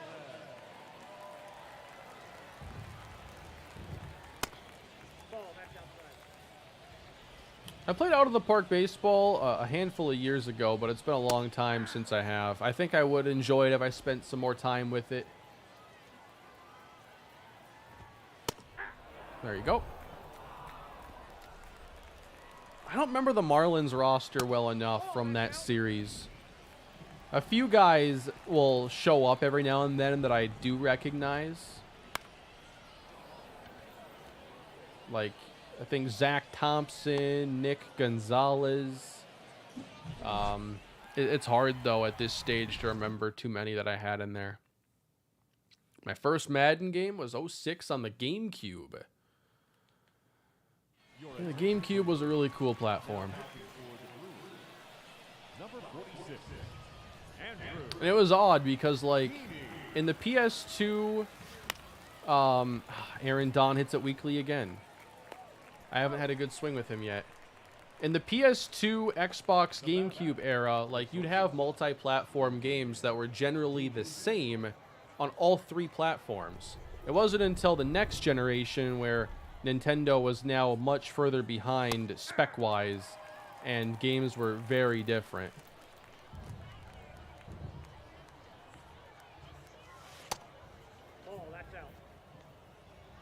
Are you a wrestling fan? I really used to be. I don't watch a lot of it anymore. 2 balls, 1 strike. Kane, did you have a PSP? No, it was one of those things that I wanted for a short time. I never got. And then I didn't want it long enough to ever see it through. I got my first PSP last year.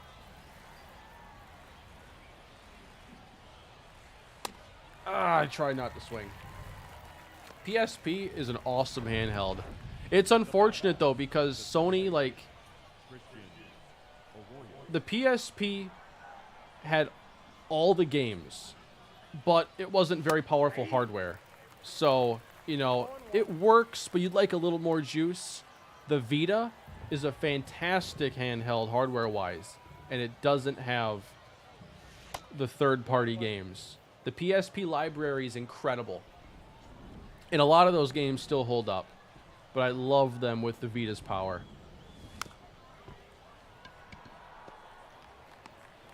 I appreciate that, Alan. Hey, Kane, I've been watching since the Broncos franchise. I just graduated college, and your videos helped me get through a few tough semesters. Congrats to you, Alan. Nice work, buddy. Happy to hear it. I appreciate your support.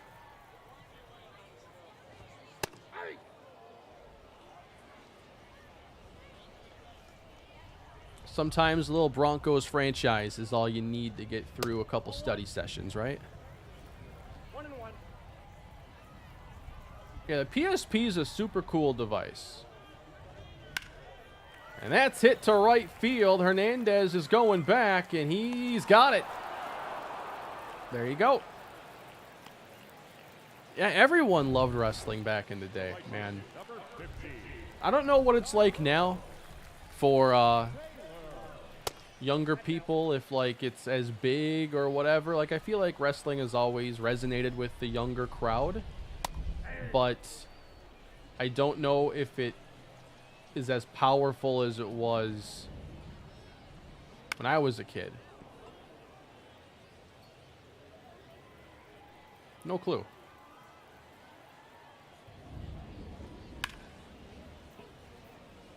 I did watch, you know, a few months ago because, I don't know, there was some milestone episode of Raw. And I was like, I guess I'll see what's going on. And then I saw what they're doing now with Roman Reigns. And last time I watched, it was very brief. And, like, I didn't really like what they were doing with Reigns.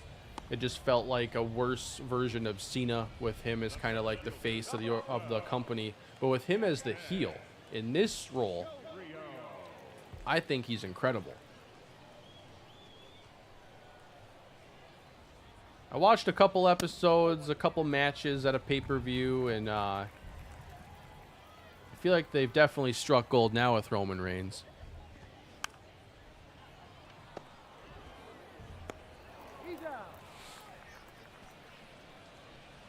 And I'll probably still pop in here or there, just if it happens to be convenient.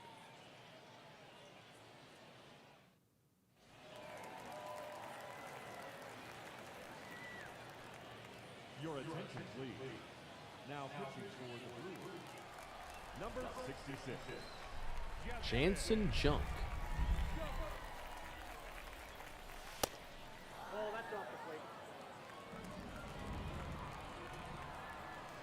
And one of the reasons why I stopped watching wrestling is just because I didn't think the writing was very good.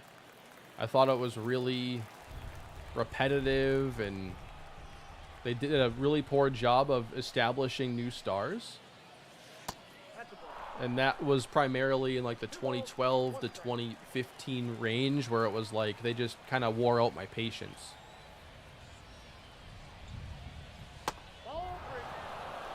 In my opinion, nothing will beat the Attitude Era when you hear the glass break. Exactly. I mean, that's what I grew up with as well. You know, it was an amazing time to be a young wrestling fan because you could watch, you know, WCW, which was my favorite for whatever reason. WCW, WWF, and WWE. But then also, I loved watching ECW.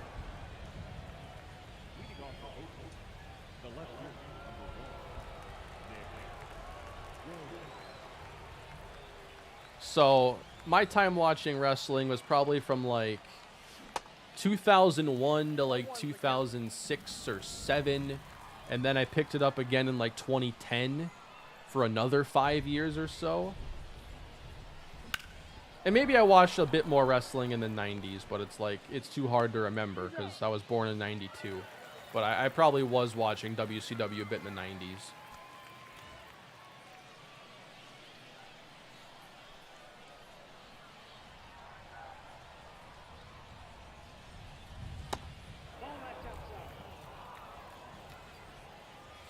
I've only watched AEW a couple times.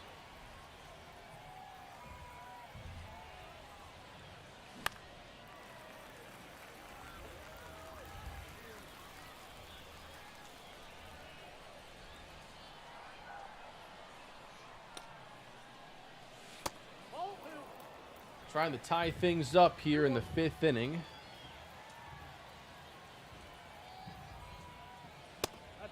That's up there. Let's see. I do want to get Wall the Chuck in the next inning. How is the new WWE game? I heard some good things, but then I also just like stopped hearing about the game at all. Walk. Oh yeah, I always love watching Rey Mysterio.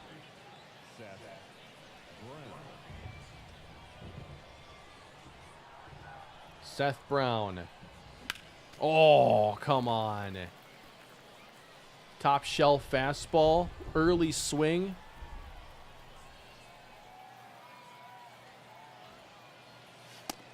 Taken low.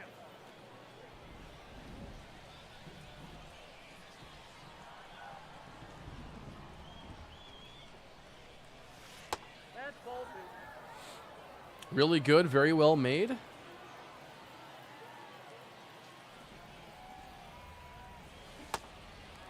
Ooh. That was a fine swing. 2-2. Back to back. Just swinging right through them.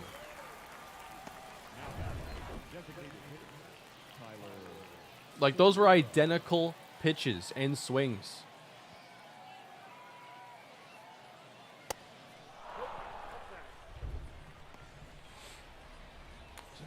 Okay, wrestling fans.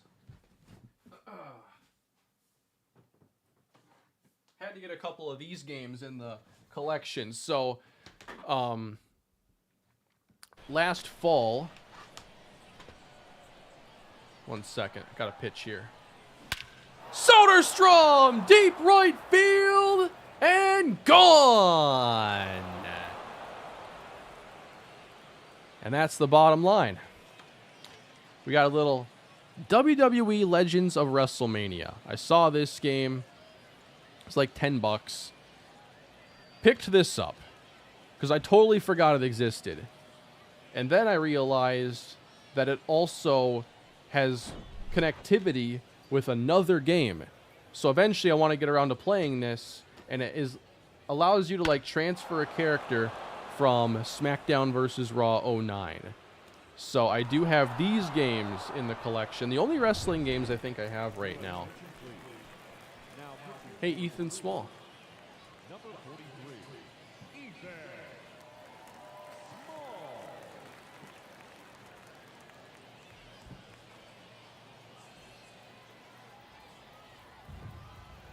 Small. 5-3 Athletics. Rockies legend Ethan Small, exactly.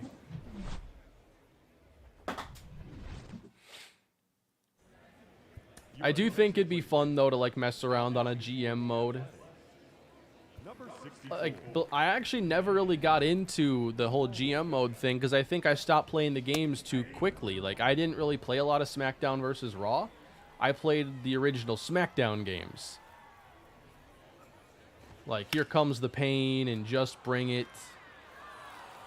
Shut Your Mouth. Like, all those games. Those were the ones I played to death.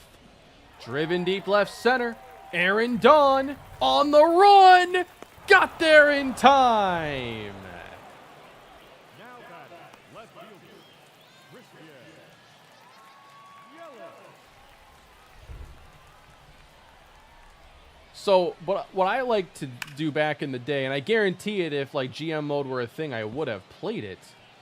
But what I was doing more so was I was just making a ton of characters. And then I would play like Royal Rumbles. That was my favorite thing, and probably still is like would be my favorite thing, is just playing the Royal Rumble. That's a fair ball down the line. A run will score. Waldichuk not doing great.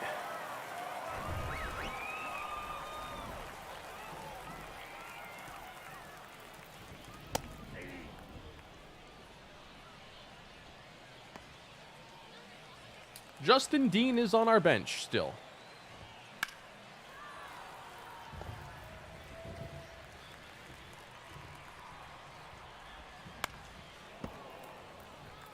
A Royal Rumble with franchise legends from the past. Don't give me any ideas. I've already fantasized about some stuff that would be sick. Can you imagine Boogie Turner's like wrestling career as a mega heel? Oh my God. Boogie Turner would be unbelievable as a wrestler.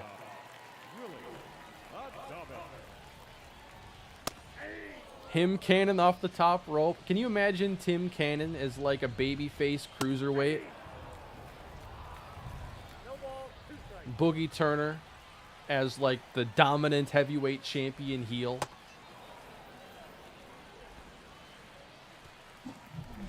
Who would be the top face? Yeah, I can show you top prospects after this for sure.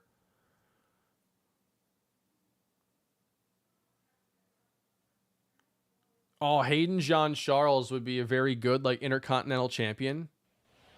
And maybe have a couple like runs against Boogie Turner. Oh man, this would be too much fun. Marcus Calhoun would be the top face. I like that. I like that. 1 ball, 1 strike. Who would be like the guy who never wins and just it's a squash match every time? Oh, that's out. Like Tyrone Brightful.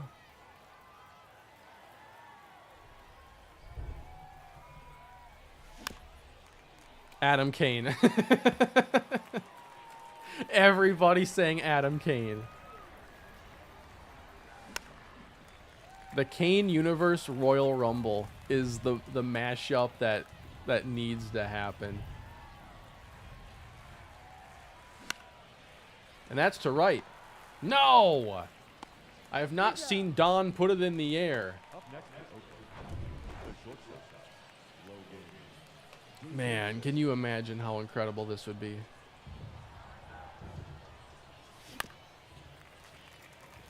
Boogie Turner in the ring. What would Boogie's See, the thing is, I can give like rough archetypes for all these guys. But as far as move sets and making everybody a bit different and have personality, what's Boogie's finishing move?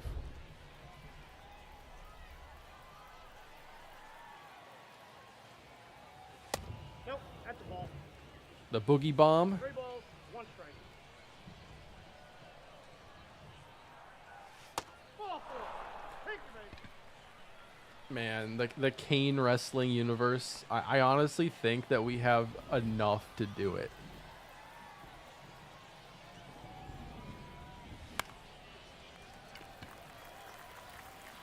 And, like, if I were to do it, like, I think it'd be fun to just do the commentary, but the gameplay ideally would be the wrestlers being controlled by the AI. Is that good enough in, like, the modern games to pull off? Or in the older games? Ball, that's high. The AI versus AI. Can that still be interesting? Okay. Yes, it is. I got 1 vote yes. Can you imagine just coming on for a night, a pay-per-view, and I got just like 6 epic matches in the Kane wrestling universe?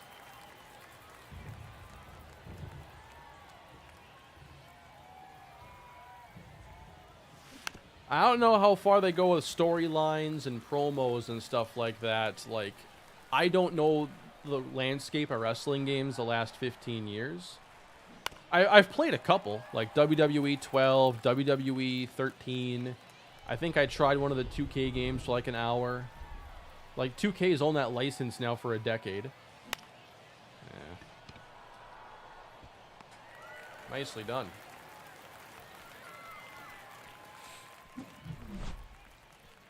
But the thing is you can't just have singles wrestling. You need to have some tag teams. Like Martin Parker and Terrence Johnson, the receiver duo at Minnesota, could be a tag team. Leading off for the Blues, the first baseman, Rowdy Gallo. Jamari Akinjide, the John Charles family, that needs to be like the big stable. That's our bloodline. Deep right center, Don giving chase, getting there. Peppers and Jennings, yeah, the running back duo. Oh, man. The possibilities are so good. Ball 1. Do we have enough for our cruiserweight division, given football is generally... Ooh, that's going a long way to left field, and Gordon's not getting there. Why are they hitting the ball so hard? I think Kelly Jean Charles would also be a good cruiserweight.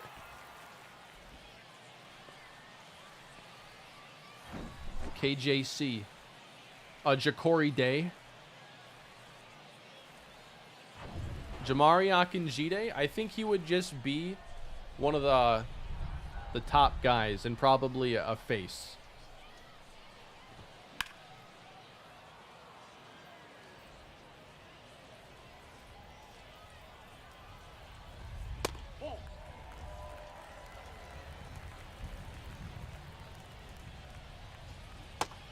And that misses away. Or no, he went 1 and 2.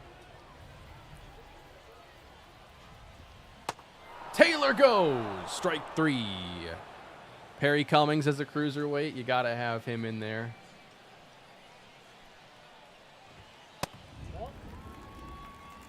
Man, it would be unbelievable to actually like see this through. I've thought about it so much. Mostly about like how cool the final result would be. Not like the work, but like you chip away at it here and there. And then once you got them all built, can you imagine like once every now and then we have a wrestling event in the Kane wrestling universe? It would take a while, but I made a whole league in Super Mega Baseball. Like, I made how many teams and players? Arroyo can't stop it. The game's going to be tied, and that's at the least. They're going to wave him home. Seth got him. What about Reggie Carter? That's a great one. That's a great one. Zach Bogan and Deion Price as a duo. I like that because they're not even from the same series, but it makes sense. Your attention, please. Yeah, the issue would be getting the likeness down to where you could somewhat recognize them. I think that is an issue because, like, the player models tend to be pretty generic. So I think you'd want to start out with a smaller roster, if possible, and try to give them enough personality to stand out. Oh, we got to have Andy McKenzie in there. One of the original, like, top quarterbacks on the channel. That was just too hard.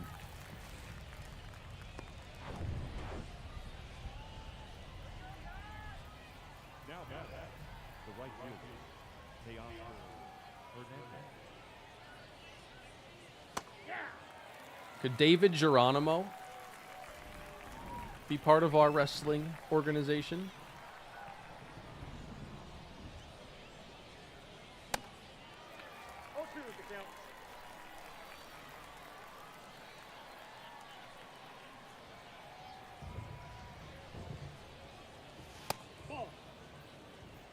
Trying to think of baseball. Mickey Littlefield.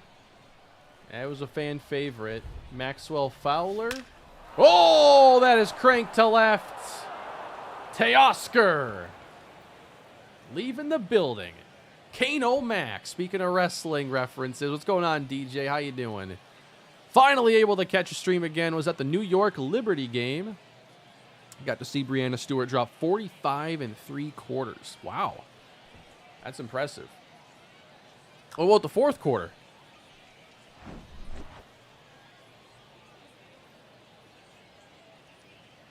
Glad to see you here. We were just talking about the possibilities of a Kane Wrestling Federation and how it would all fit together.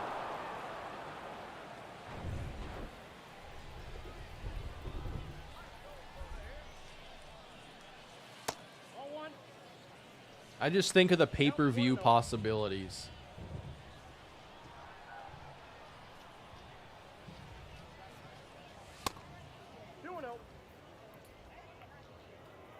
If you haven't already done so, please drop a like on the stream. We're at 281. Can we get over 300? Would much appreciate it. Randolph and Bynes, a duo. I try to use mostly more established, but by the time I get it done, they might be pretty well established. I should have swung at that one.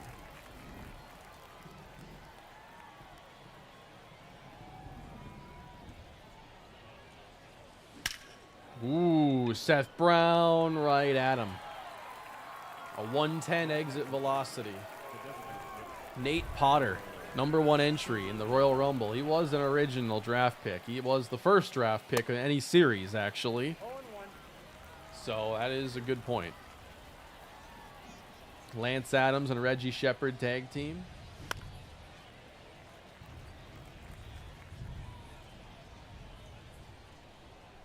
Hey, 3 Good Pugs. Thank you for becoming a new member on the channel.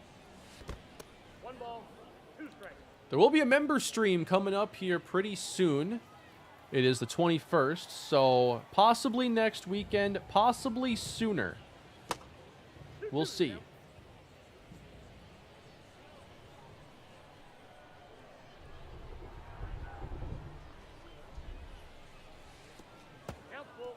Got to see how this week goes for me.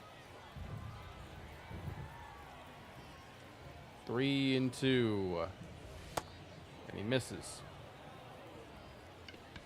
So we're getting close to Aaron Don. I really want to get you guys a good swing with him. I might have to go player lock to do it. Get a few more chances. Shade to right field. I haven't gotten a hit with him in years, it feels like.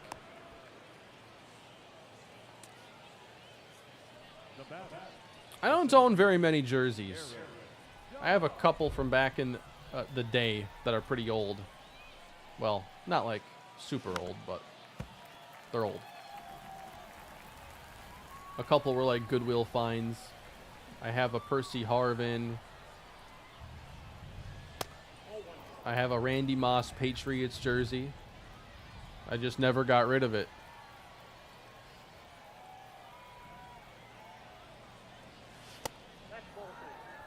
I have a Michael Vick Virginia Tech jersey I found at a Goodwill once, like 12 years ago.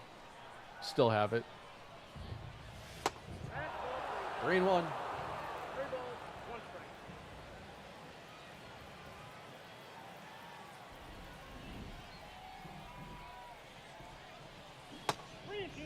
Three and two to Aaron Don.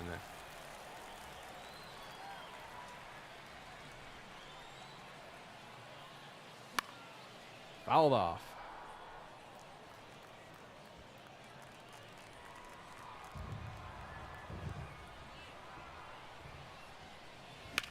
Ah, that was it.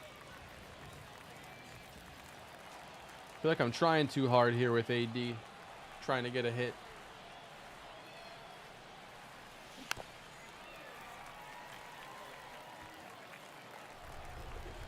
This is pitch number 9.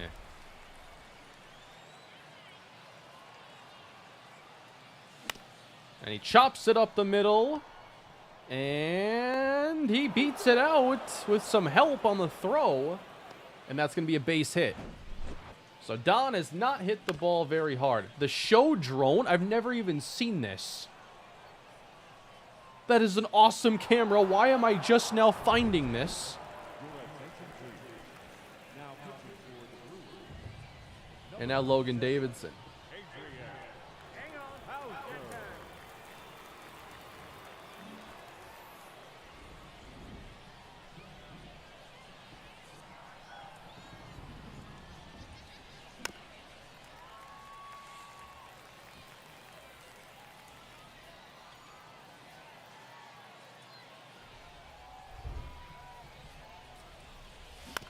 Ah, out in front.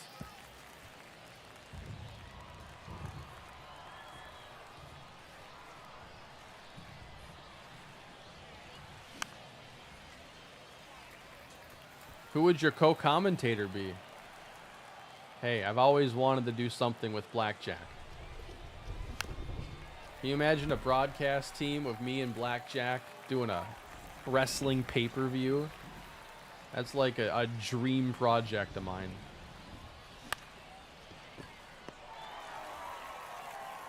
Could have done some real damage there.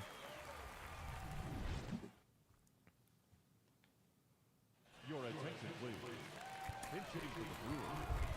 Number 74. I like to see one of our new guys out there. I'm going to warm up some dudes and should see him soon. I think Bengal would be really good because he's the good heel commentator. I feel like Bengal would be able to draw a lot of heat. Davidson makes the play. Now coming into pinch hit.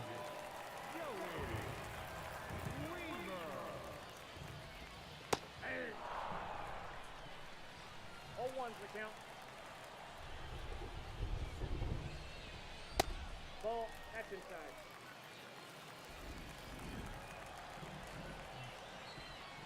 Joey Weimer. With a ground ball that Brown backhands. Got him. Now batting. Catcher. Edward. Rio. Hey.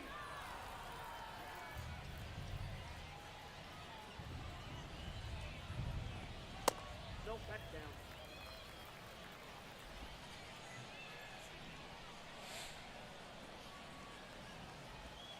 Ball 2. Come on, Kenny.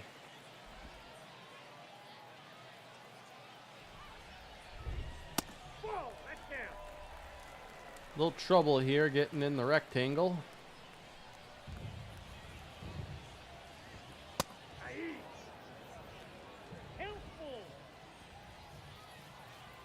And 3-2 to Edwin Rios. Where is Edwin Rios these days? Ball 4, that's I missed high. Up next from Milwaukee. The shortstop. nope. Ball 1. Ball 1, no strike. He's with the Cubs. Okay. Feel like I haven't heard his name at all. I knew he wasn't I've watched enough Dodgers to where I didn't see him there anymore. Sent into center at dawn. They won't test his noodle arm. I don't think you can create players for the draft. But I typically, in my series, like to just use generated prospects because then they're unique to the series, and I just enjoy having unique players and seeing what happens with them. Jose Leclerc. Number 25, Jose. That's a ball.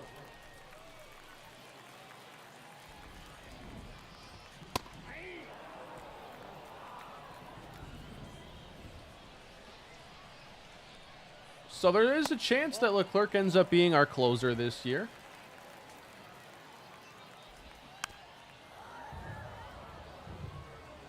We'll see how things go. Jammed him. Davidson ends it.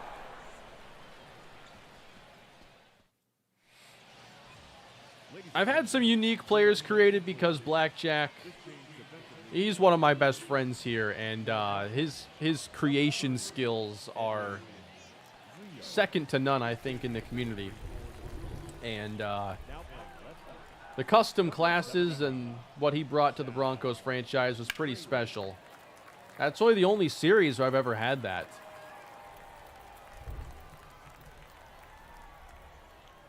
Adrian Hauser. Nope. I got a ball, one strike.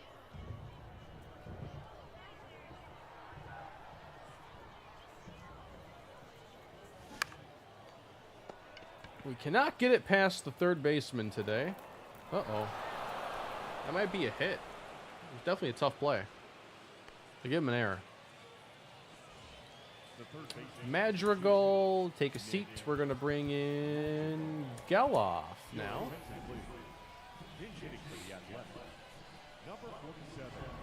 Oh, the receiver he created that had awful catching ratings, that was Marquand Clifford. And now, players like Marquand Clifford will be in Madden. You'll find those guys with amazing speed that can't catch.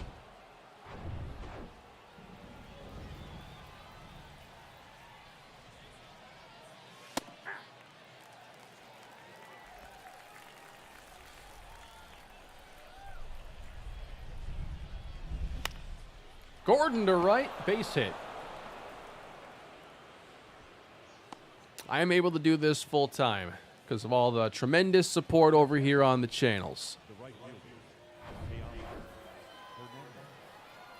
As much as I'd like to hit with Teoscar, I should probably give someone else a chance. I tried to call time. I was not granted time. Your attention, please. Pinch hitting for the Athletics. Number 46, Josh Baez. That's a ball. 1-1.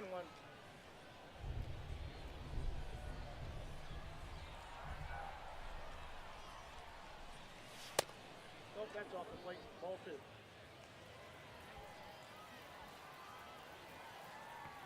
2. 2-1. Ah. Well, we do have a 6-5 lead at least, and we'll see if our new signings in the bullpen can protect it. Leclerc back out there. That feels like it gets in there pretty quick. 1-1.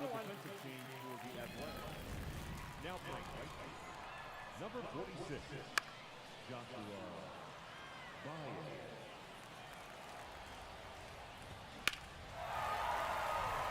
Urias to deep left, and it's gone. The game is tied.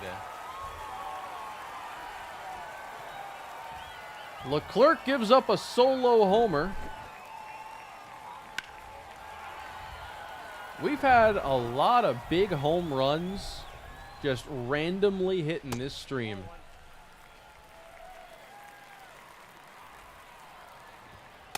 Ball 2. 2-0. That's weakly hit to Davidson.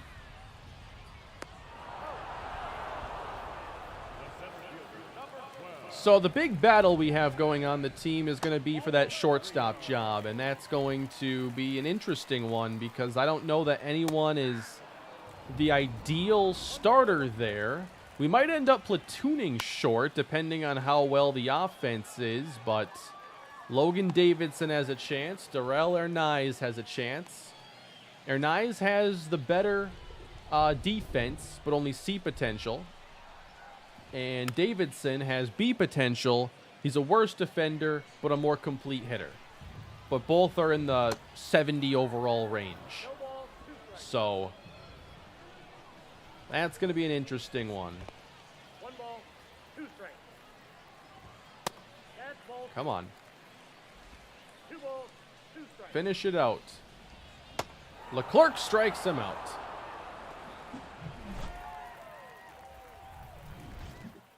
Would I consider signing Aledmus Diaz, or would I rather see one of the two in the organization? Diaz would be more of a last resort signing. I mean, we've had him in the series, so we're familiar, but ideally I'd want to see somebody young take that over and run with it. Or platoon it.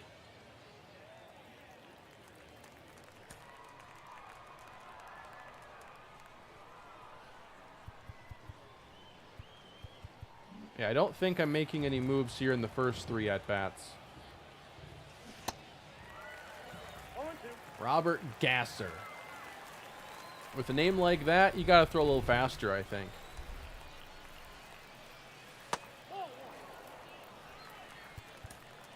In the 9th inning, I want to bring in someone else that's new, and that's going to be Victor Gonzalez. Perfect.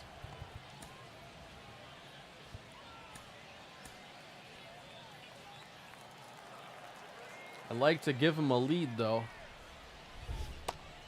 2-2.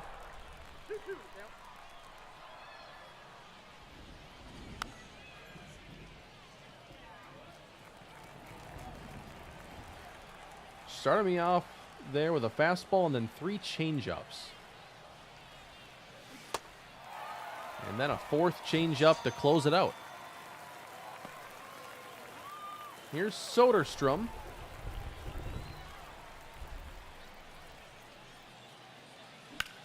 He's going to right center field, and I don't think anyone's getting to it. Soderstrom gone. It just got out, and the A's will have a bottom of the 9th lead.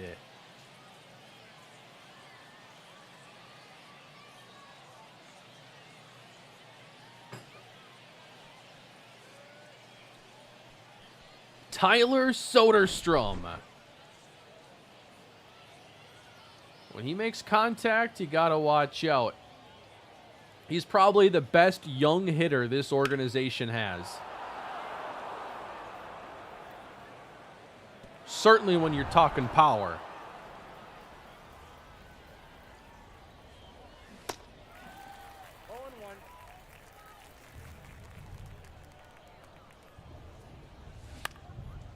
And that's into shallow center. And now Aaron Don has to face another lefty. Where are we thinking Soderstrom is in the opening day lineup?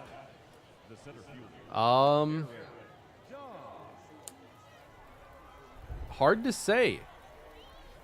I could see 3, 4, 5 all being possibilities.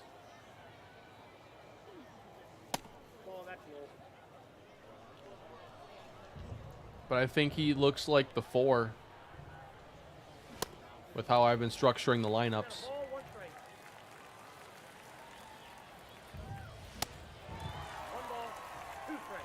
I have just not hit well with Don.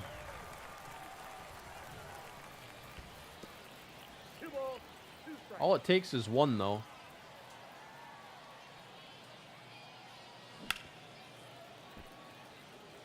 Off the tart.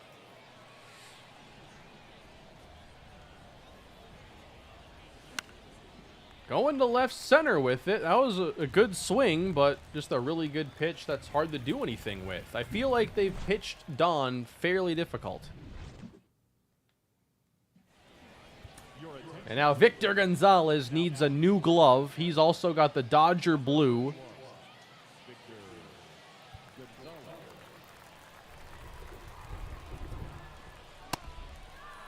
Oh, one's the count. All right.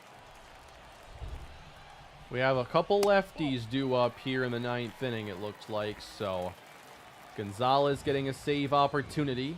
That's ball two. And should he need to be saved in this one, I would like to warm up Acevedo.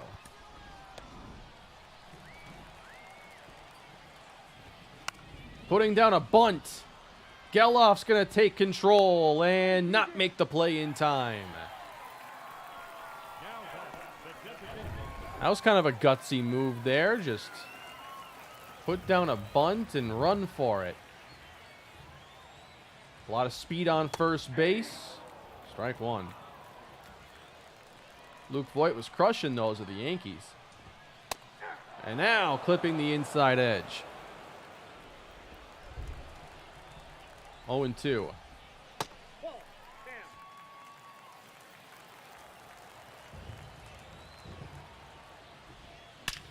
That's a base hit to right. Frelick holds at second, but we have trouble here in the bottom of the 9th inning.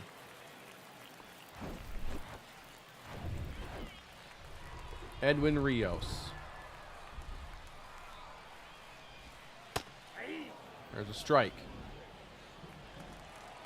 So we've gotten to see our first outing with Leclerc. That didn't go well. And now Gonzalez in trouble.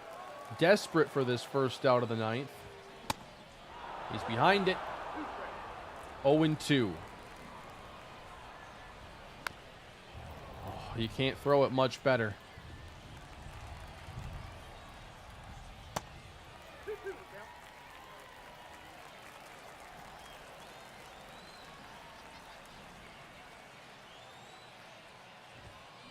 Got him on strikes.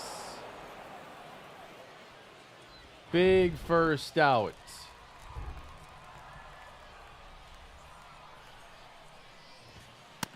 Tyler Black. First at bat, it looks like, of spring. Come on, find the zone.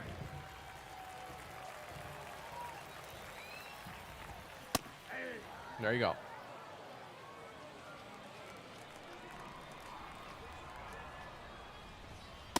That's in there. I looked up the Leclerc pronunciation on Baseball Reference. That's what it told me. Am I wrong? I get blacked out of Rangers games, so I don't get to watch them ever. 2-2. And Davidson! Not in time. That was slow operation. Right, the F1 driver. I forget his first name. I watched the race last weekend. It was like the first F1 race I had ever watched. So I got to see just how good Max Verstappen is. I was going to watch this week. I think it got rained out or whatever, so no race. It was 2 weeks ago. Yeah, Charles Leclerc. The first like 40 minutes of the race was exhilarating. And then the Red Bull guys are just so fast, it's no longer fun after that. Is that sum up where F1 is right now? Yeah, not just rained out. There was flooding. Kind of buried the lead on that one.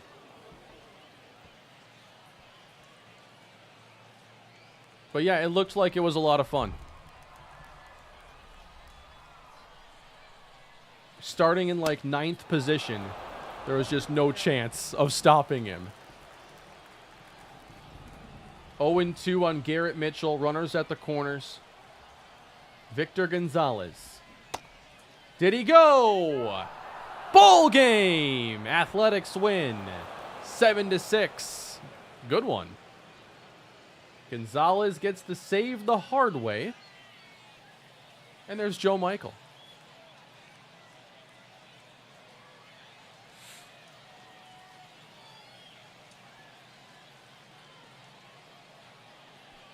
So, I don't know F1, racing, anything. Why are the Red Bull guys so fast? like so much better. Like the standings, they're in first and second, I'm pretty sure. Verstappen's way out in first, you know, in the standings and in most races. Better cars? Are they that different? Like, if I'm Ferrari, I don't want to get beat by a soft drink. That's all I'm going to say.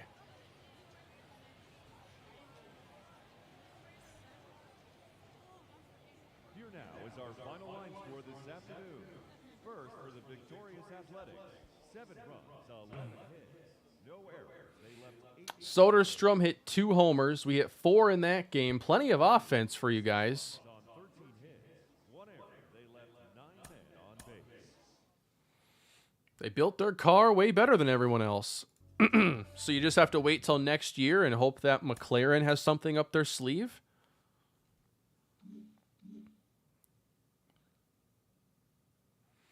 So, like, I imagine, you know, you got these massive car empires like McLaren and Ferrari.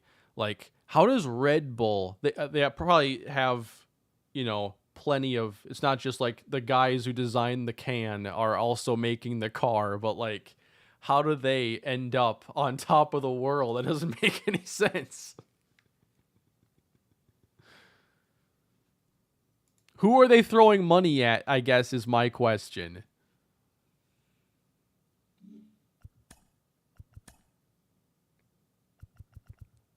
Yeah, let's go player lock with AD quick.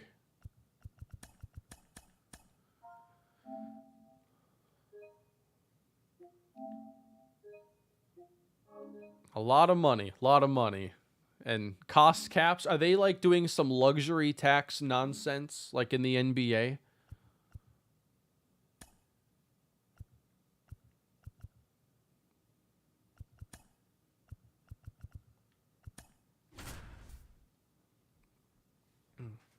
There's no luxury tax? They cheated one year. What'd they put, Red Bull in the gas tank?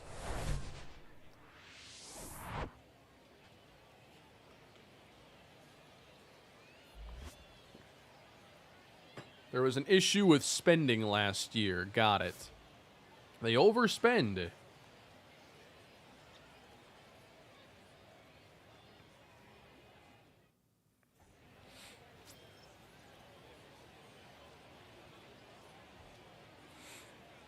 They limit how much time a team can spend in the wind tunnel depending on how well they perform the prior year. This is fascinating stuff. In NASCAR, aren't like all the cars the same? But in F1, it's like they got their own aerodynamics and engineering jargon. We're facing an old A. It's James Caprillion. I could totally see him just like randomly popping up again with the Royals.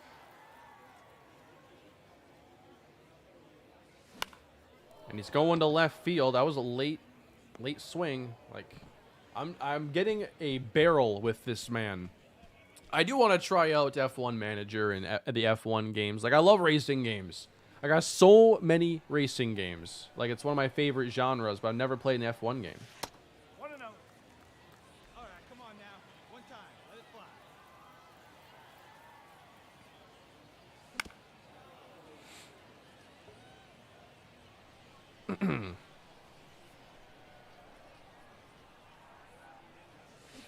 Ah. 1 and 2. Come on, let it fly right here. Let it fly. Oh. I might have to do a couple of these player lock games. Okay. Hey, nice and patient. Get yours. Thank you, babe. A walk. Davidson's got 3 homers already. 3 balls. 1 strike.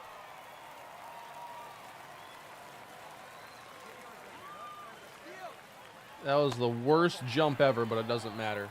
So the F1 Manager gameplay, I've never actually watched it. I know it's a managerial game. It's not like out of the park, right? You see like the race what's the strategic, like, when to pit and when to change tires and tuning the car? You see everything go on. You see the race. The gameplay is surprisingly good. I imagine it's like the F1 gameplay, but just a different way of experiencing. I just ran into an out, I think. I ran through the man.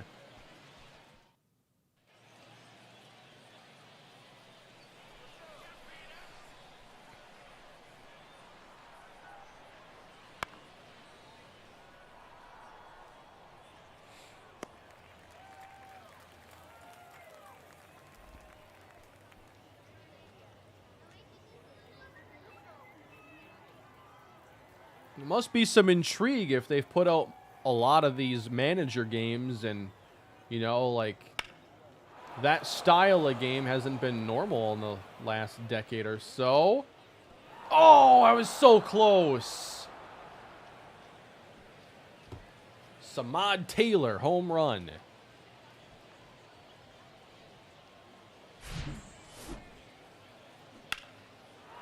Almost robbed it.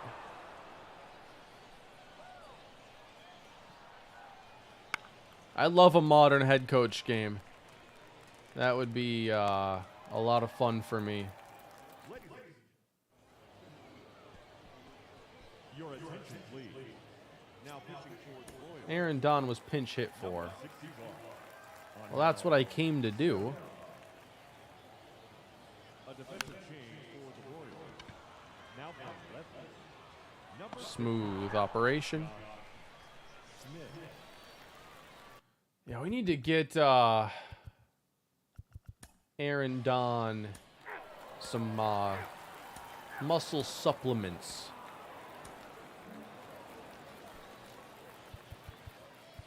Our final line score this is Let's get to the next day.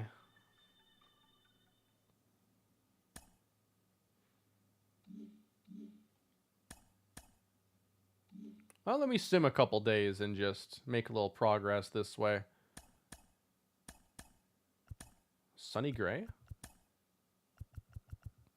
Aaron Don, 143 and 14 at-bats. It's not great. Let's see.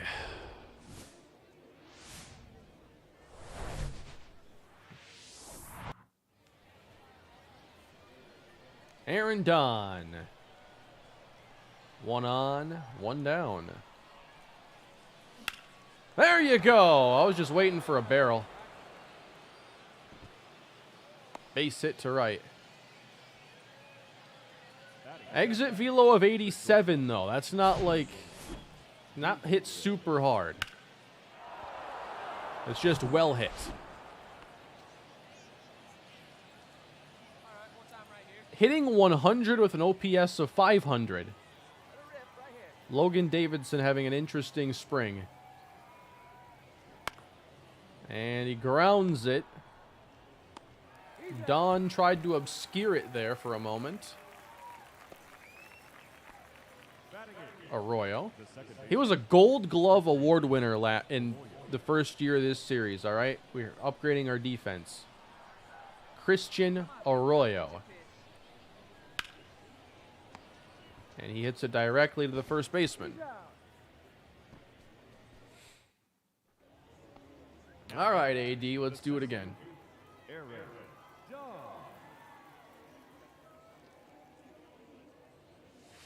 That's a ball. Ball one, no strike.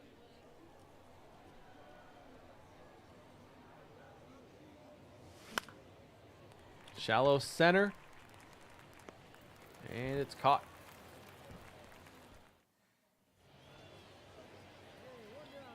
I am honestly not sure the timetable on Aaron Don. I think it could happen, you know, early in the season. It truly depends on how well he develops and how quickly some of these things happen. Ooh. But I don't want to rush it. You know, he's got a lot of holes in his game. You look at how he hits lefties, his power, his throwing power.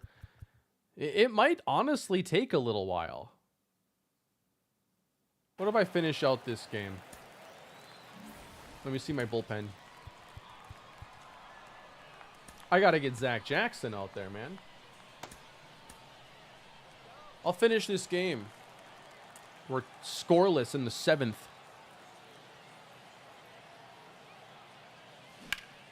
Capel base hit right field. So we got 2 on, nobody down. I wish they didn't take Don out of the game, but it's spring. They got to get everybody a chance. The Joe Michael plan is going to be to get him probably started at AA. Want to see him hopefully dominate and then get him up to AAA. And hopefully get him ready to make the bigs this year if he pitches well enough.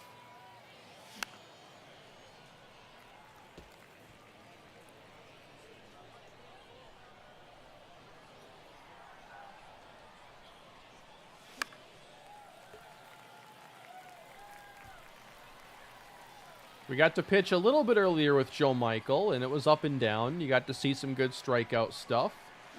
But also the control, which is the main thing he has to get corrected. Yeah, I don't like the on-field bullpen. I've messed around a bit in the creator, and hopefully soon I got something to start sharing with you guys to start piecing it together. I want to show you kind of progress as I get certain things down that I like. Maybe like the outfield dimensions and then design. Ooh, Arroyo hit it well. And it's down. That's going to be at least 1.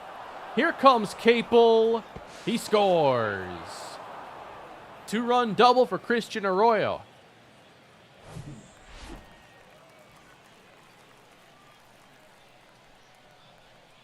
Ladies and gentlemen, your attention please. Now pitching for the Padres, number 61. Did I just face Steckenrider? Did I really?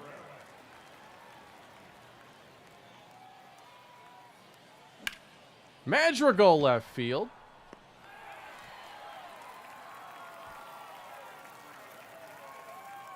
We just got him taken out of the game. That's funny. The left field, number 1. Dude, Gordon's got 4 homers and 11 RBIs here in the spring. Is he going to show off the power this year? Gordon right field. Hit it too hard to bring home a run. Yep, we're staying in Oakland for the duration of this series. We're not moving. We ain't going nowhere. 1st and 3rd for Teoscar.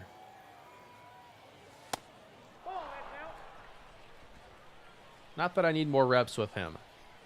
I mostly just hit X when hitting, yes. I don't often do contact swings. I do power probably even less.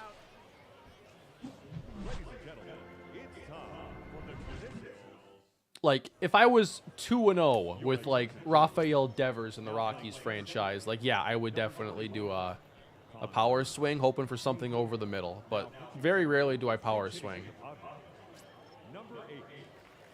All right, Zach Jackson got hurt last year. What was his injury again that took him out for most of the season? He had a bad year and then a lost year. Let's hope this is the really good one. Now batting, right.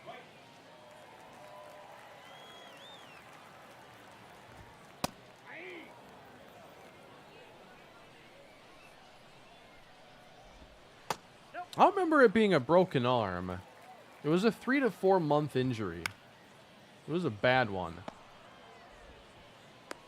I don't know if he fractured something. Your attention, please. This has been a fast 7th. Ooh, big cut by Hosmer. He lands back with the Padres. I heard Hosmer got DFA'd in real life.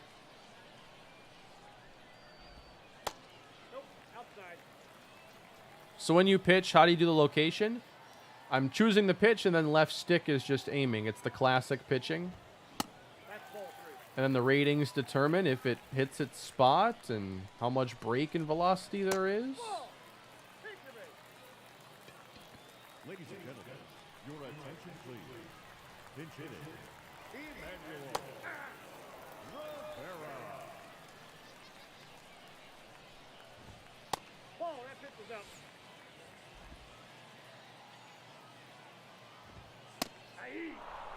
2 strikes.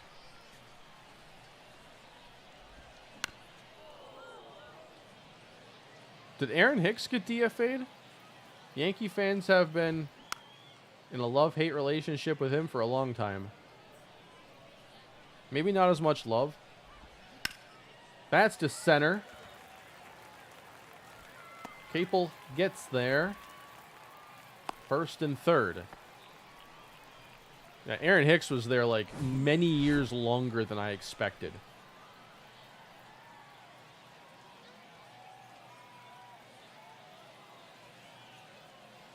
Come on, Zach.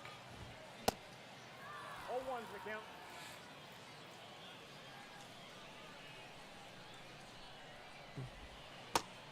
One ball, one strike. I just want stats to determine the outcome. I have nothing against the other pitching mechanics. This is just what I prefer for the series.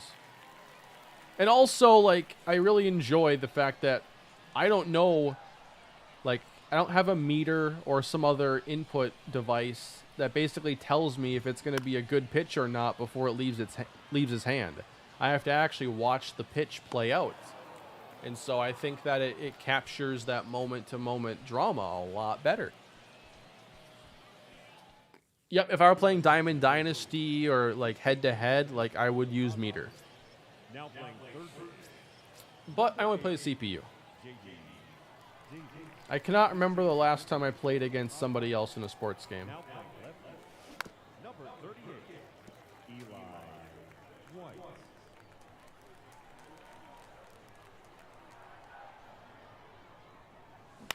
Ooh. I did pitch with Joe Michael already, yes. I don't know if it'll happen again. But I might for the people. I think I'll do a player lock with Joe Michael after this. For the people.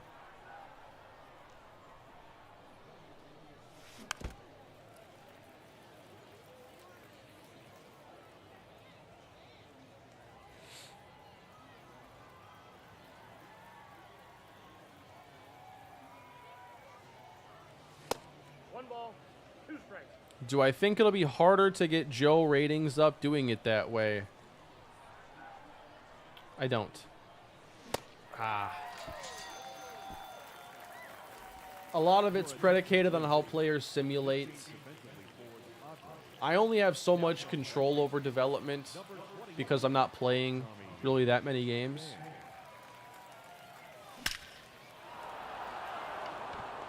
.107.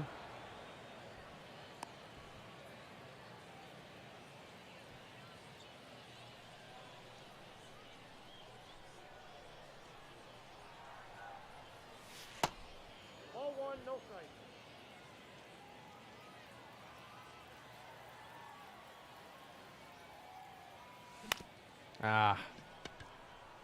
Shea's going to ground into a double play as we go bottom 8. Are you happy with Jorge Lopez, or do you think you would want Yenier Cano on the Twins right now? Man, Cano's numbers are unbelievable. I'm pretty happy with the move now. Like, when they acquired him, like, I knew who he was. Like, before he broke out as a closer with the Orioles. I knew he was just a starter who would get lit up every time. And I expected the regression once they got him last year. But I still think he's a decent reliever. He's been good this year. I'm not mad at the trade. Nice job, Mason. But yeah, I wonder how long Cano can keep this up, because he's at like a 1.5 or close to a 2.0 WAR as a reliever in May. Like 20 innings or so, and he's been worth like 1.5 WAR. That's unreal. His numbers are that good. He's allowed like 5 base runners in 20 innings and has no walks and no earned runs, last I saw.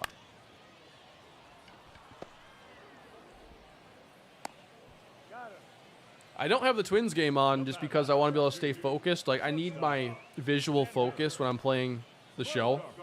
I can't have too much distraction, otherwise it's hard to track pitches. If I were playing football, it'd 100% be on. It's 1-1. Lopez is still in the game in the 7th inning. Twins bats quiet again. But hey, you got the Angels bullpen. And the bats only stay quiet for so long once they're in the equation. Oh, did he give up a run? Your attention, please. Now pitching for the Padres. I must have missed that. Number 66. Trevor. Oh, wait a minute. Is it Jorge Lopez in the game or Pablo Lopez? I just saw it was Lopez. Now playing shortstop. Number 29.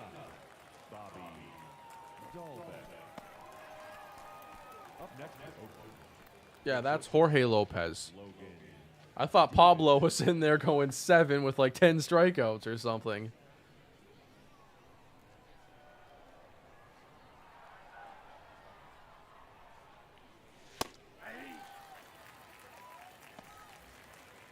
Both Pablo and Ohtani had 6 innings, 1 earned run, 9 Ks. Like identical stat lines?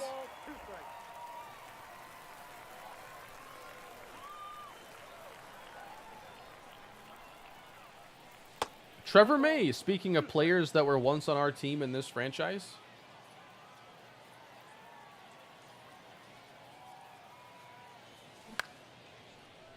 Almost yanked it down the line.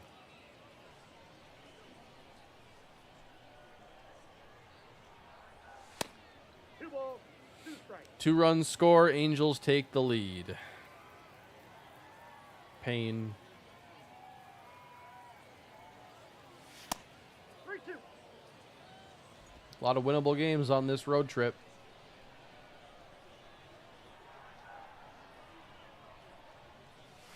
That pitch is in.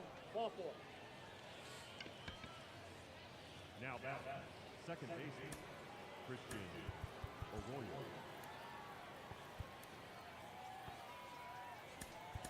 Ladies and Let's gentlemen, get Ironman back out there. please. Pinch hitting for the Athletics. Number 12. Jeremy Ironman. Yeah, they still have their bullpen to go a couple innings, so it's not over yet, but Hey, Twins bats are just frustrating this year.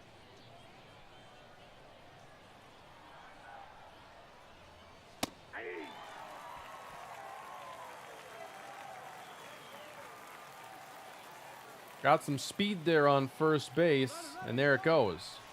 Run pitches inside, and they got him. That was really nice.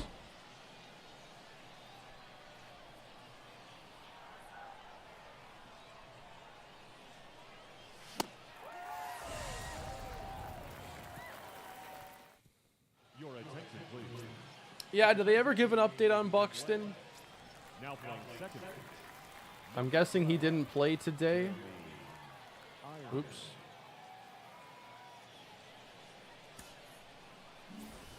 Wanted to get someone else ready for this, like Acevedo.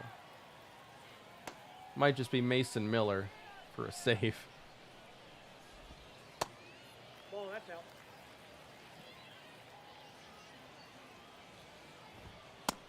Inside ball.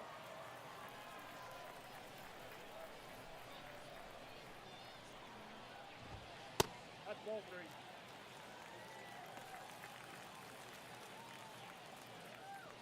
I think the deal they signed Buxton to is worth signing. Obviously, he's Ball 4. dealt with a lot of injuries, and they're DHing him this year, which hopefully allows him to play more games than he really ever has. Uh-oh, we're in trouble.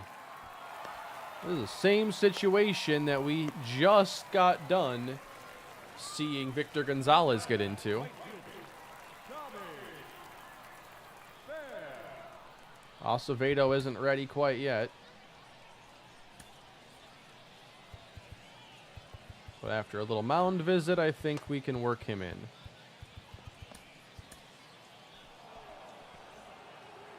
You want to remain our closer? Show me you can get a save under these circumstances. Number 68, Domingo. I'm pretty happy with Gallo. I mean, you know what you're getting with him, and there have been enough home runs to justify the signing. Yeah, I've been very underwhelmed by Correa, and I'd like to see the team do a better job of scoring runs without needing home runs. It's a frustrating offense. Ball 2. 2-2 count. Missed inside. 3-2. Pham on the ground. Brown on to second. Double play. And now we just got to get Hosmer.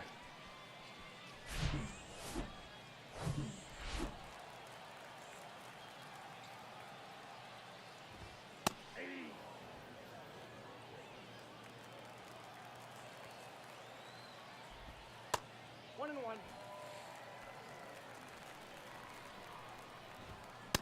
Ooh. Got him chasing. 1-2. That's ball 2. Took it low. 3-2. Eli White on deck. And he walked Hosmer. So now, you got the tying run on base. Strike one.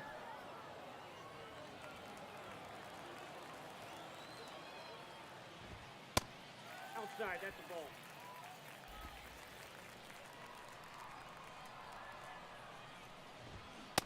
Nope. That's Falling inside. behind.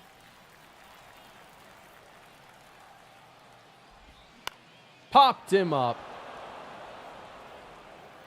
Acevedo inherits a jam. Gets out of it cleanly. And the A's win.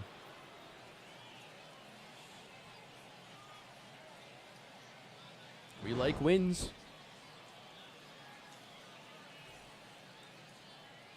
Luke Weaver gets the win.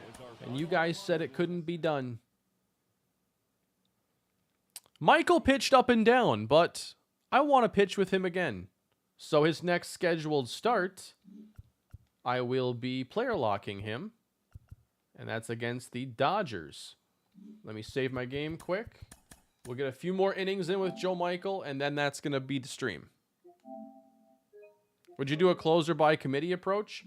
If no one were like taking that job and running away with it, ideally I'd like to have a closer, but I don't think it's bad to have guys with different strengths that can face different situations. You know, a committee approach like the Twins have kind of had, I've liked, because there are situations where it's like, you know, we got 2-1 here, just get Duran out there because he's your best strikeout guy, and you can give Lopez the 9th if need be.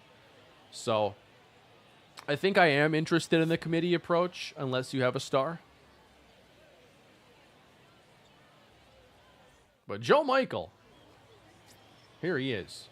He's made 2 starts, 14 hits in 13 innings, 3 walks, 13 strikeouts, a 5.54 ERA. And now Tim Anderson has joined the LA Dodgers. And Joe Michael getting his 3rd start underway at 96. So the ranges on here indicate he can hit 100. 98 on that fastball. We're not getting either one to go our way. Planning on starting out Michael at Double-A as Anderson drills one to left center field. Oh, what a diving attempt. I think that was Don, and he could not make the play. So a leadoff double for Anderson. Austin Slater.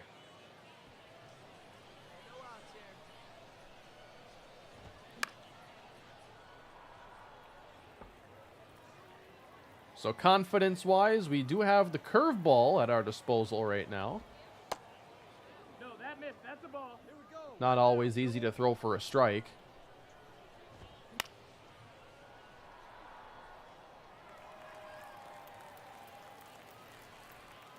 2-2. And he missed badly. 3-2. And it's hammered to right field this time. Anderson setting up for a tag. Look at me backing up over here.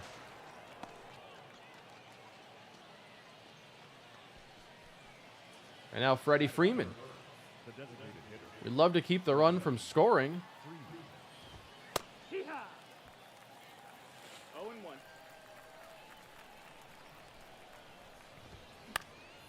Two strikes on Freddie.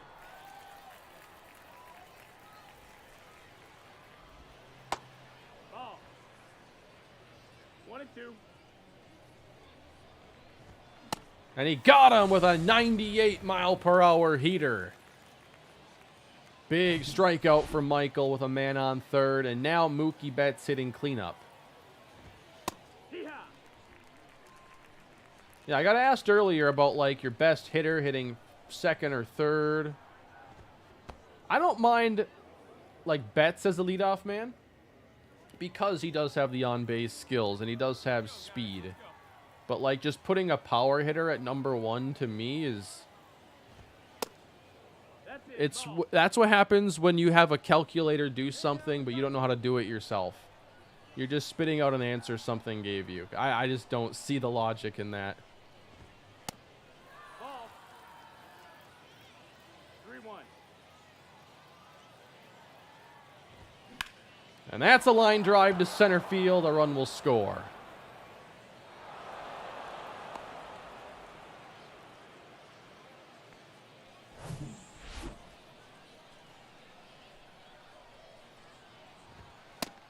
Ball.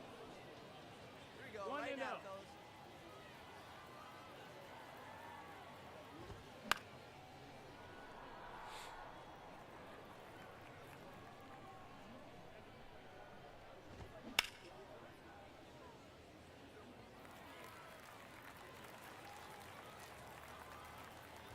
Yeah, I'd prioritize on base over speed. And it's not that I need elite speed there, but I certainly don't want a slow guy there. Nicely done. Tied him up. I do not want my best hitters hampered by someone slow in front of them. You got to at least be able to run a little bit. All right, 1-0 Dodgers. We go top two. And Hoskins drills it to right field. That bounces over. We have a leadoff double here.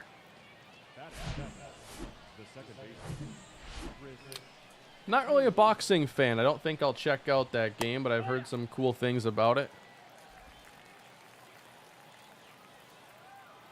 Confidence isn't great right now in a lot of his pitches, so we're kind of stuck with fastballs. Ooh. So the early feel here as we face Garrett Hampson. Random. You know, he's going to be able to get you some strikeouts, but when the ball's in play, might be a little nervous. Hampson's out. 2 down, runner at third for the second straight inning.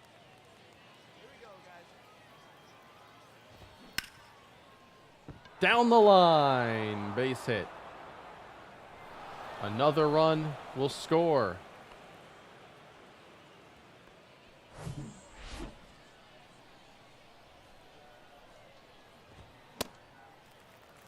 Oh, 1.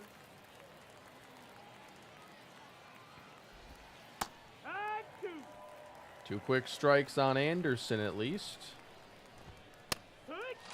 He can get a quick strikeout.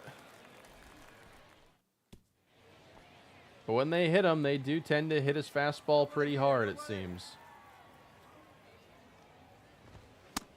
That's in. Ball. That's okay. Might take a little time. 2-0. You can already strike out major league hitters. That's the ball. That's the fun part.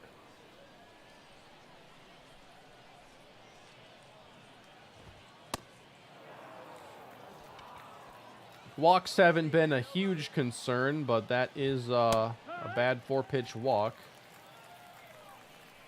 Not getting a 1-2-3 inning here. No balls, 2 strikes. Freddie Freeman struck him out on 3 pitches.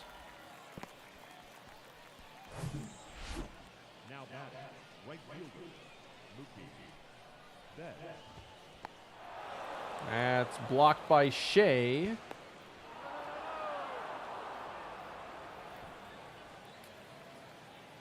I don't have any updates yet on the new ballpark.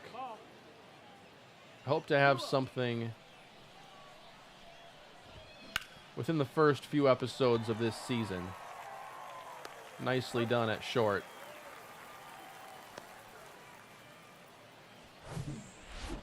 Now batting, the catcher, Will Smith. Got to put up a 0. All right, come on now.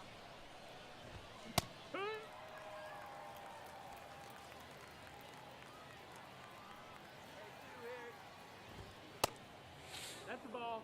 Yeah, he's only 18. Don is only 19. There's plenty of potential. We don't got to rush it.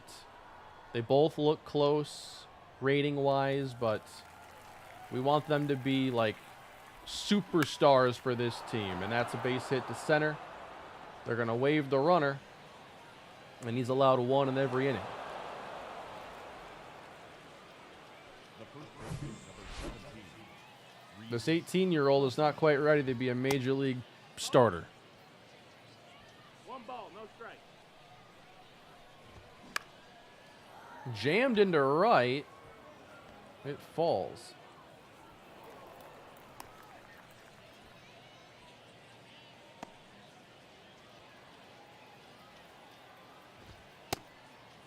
Ball.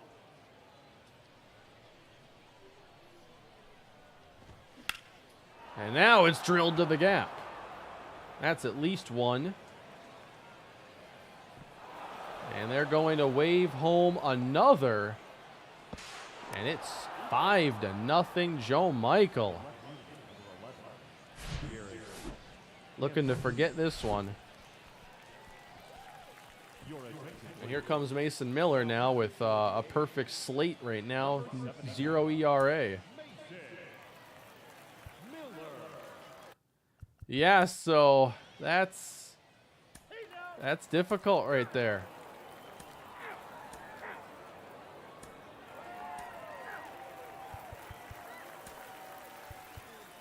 Now pitching for the Athletics. Just going to sim us to the end. Your attention, please. Now pitching We're not scoring much here in spring is what I'm noticing too. Jose. Let me get to the bottom of the 9th, see if I can get us anything. Number 54, Chris. And then the stream is going to end after this half inning. Now That missed, that's the ball. number 76, Diego. Hope you all have had a good time here. It's been 3 hours of fun baseball action. Seth to right field. Had to get at least one more of those. It was a lot of fun. We had a lot of fun conversations and got some really good clips, I think.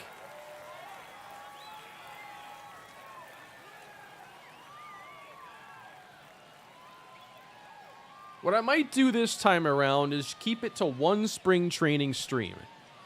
And then take the clips and try to condense them maybe a little bit longer, but actually record another episode where I show off those highlights and then we play through a little bit more of spring training and set the roster in that video. Last time around I did 2 streams.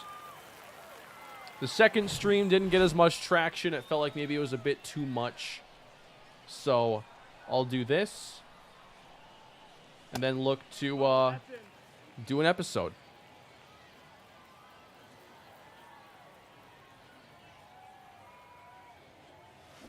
Soderstrom belts it to left, but not deep. Now batting, the catcher, Shea Langolier. 0 balls, 1 strike. Saw it was Chris Bubich, and I got really confused because it's like, yeah, the Royals uniforms have similar color scheme. Now he's with the Dodgers. That's in the center. Oh, yeah, we got to look at top prospects. Thank you for reminding me. Oh, I got one more at AD. Against the lefty, man. It's just the way it's gone. Done to short. And the Dodgers take it.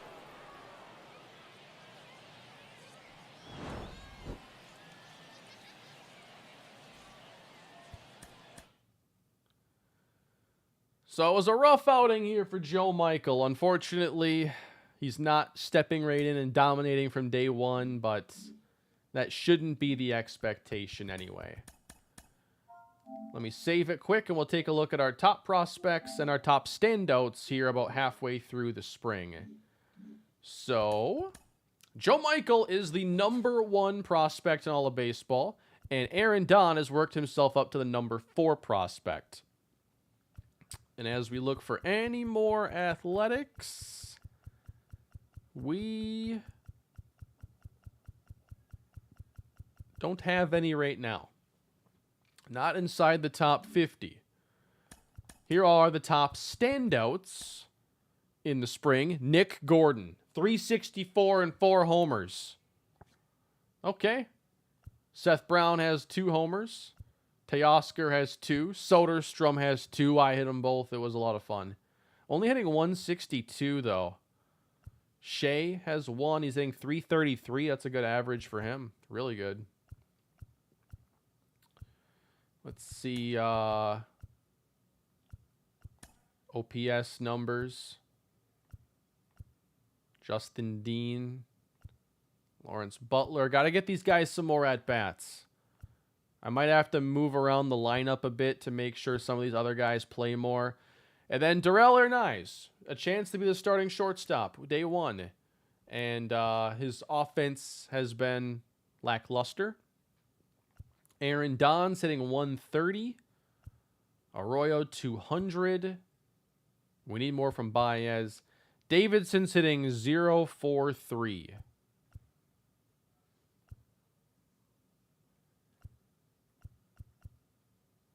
Yeah.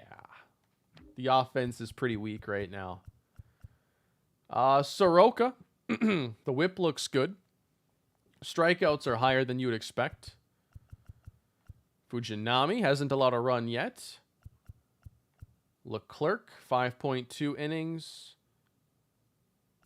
ERA is okay. Let's go to, yeah. Some of those numbers aren't as nice. You're operating on extremely small sample sizes, but it's all you got right now. You can have a negative FIP.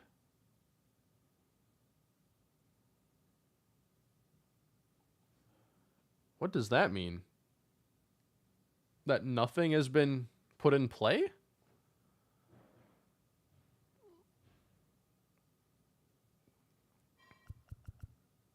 I don't know what that means.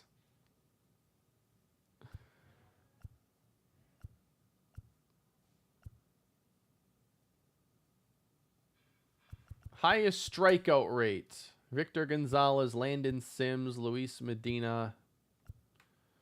Zach Jackson, 7 ERA. That's not great, but a 3.67 FIP is more reasonable.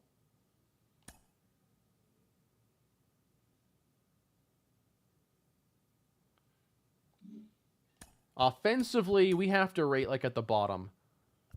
No? Batting average, we're 22nd. In runs, right now, 15th? Doesn't feel like it. Home runs,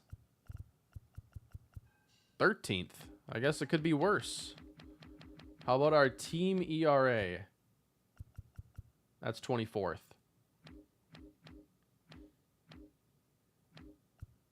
But 28th in runs allowed. All right, that is going to do it for this stream, everybody. Thank you all for spending some time with me here on your Sunday. That's the day of the week. Please leave a like if you haven't done so already. Subscribe to the channel. Much more A's franchise coming your way. Really appreciate you guys hanging out today and having a just having a lot of fun. I love doing these streams. Been a lot of fun lately. And I will have more A's franchise in the works. You guys have a great rest of your day, and I'll see you next time.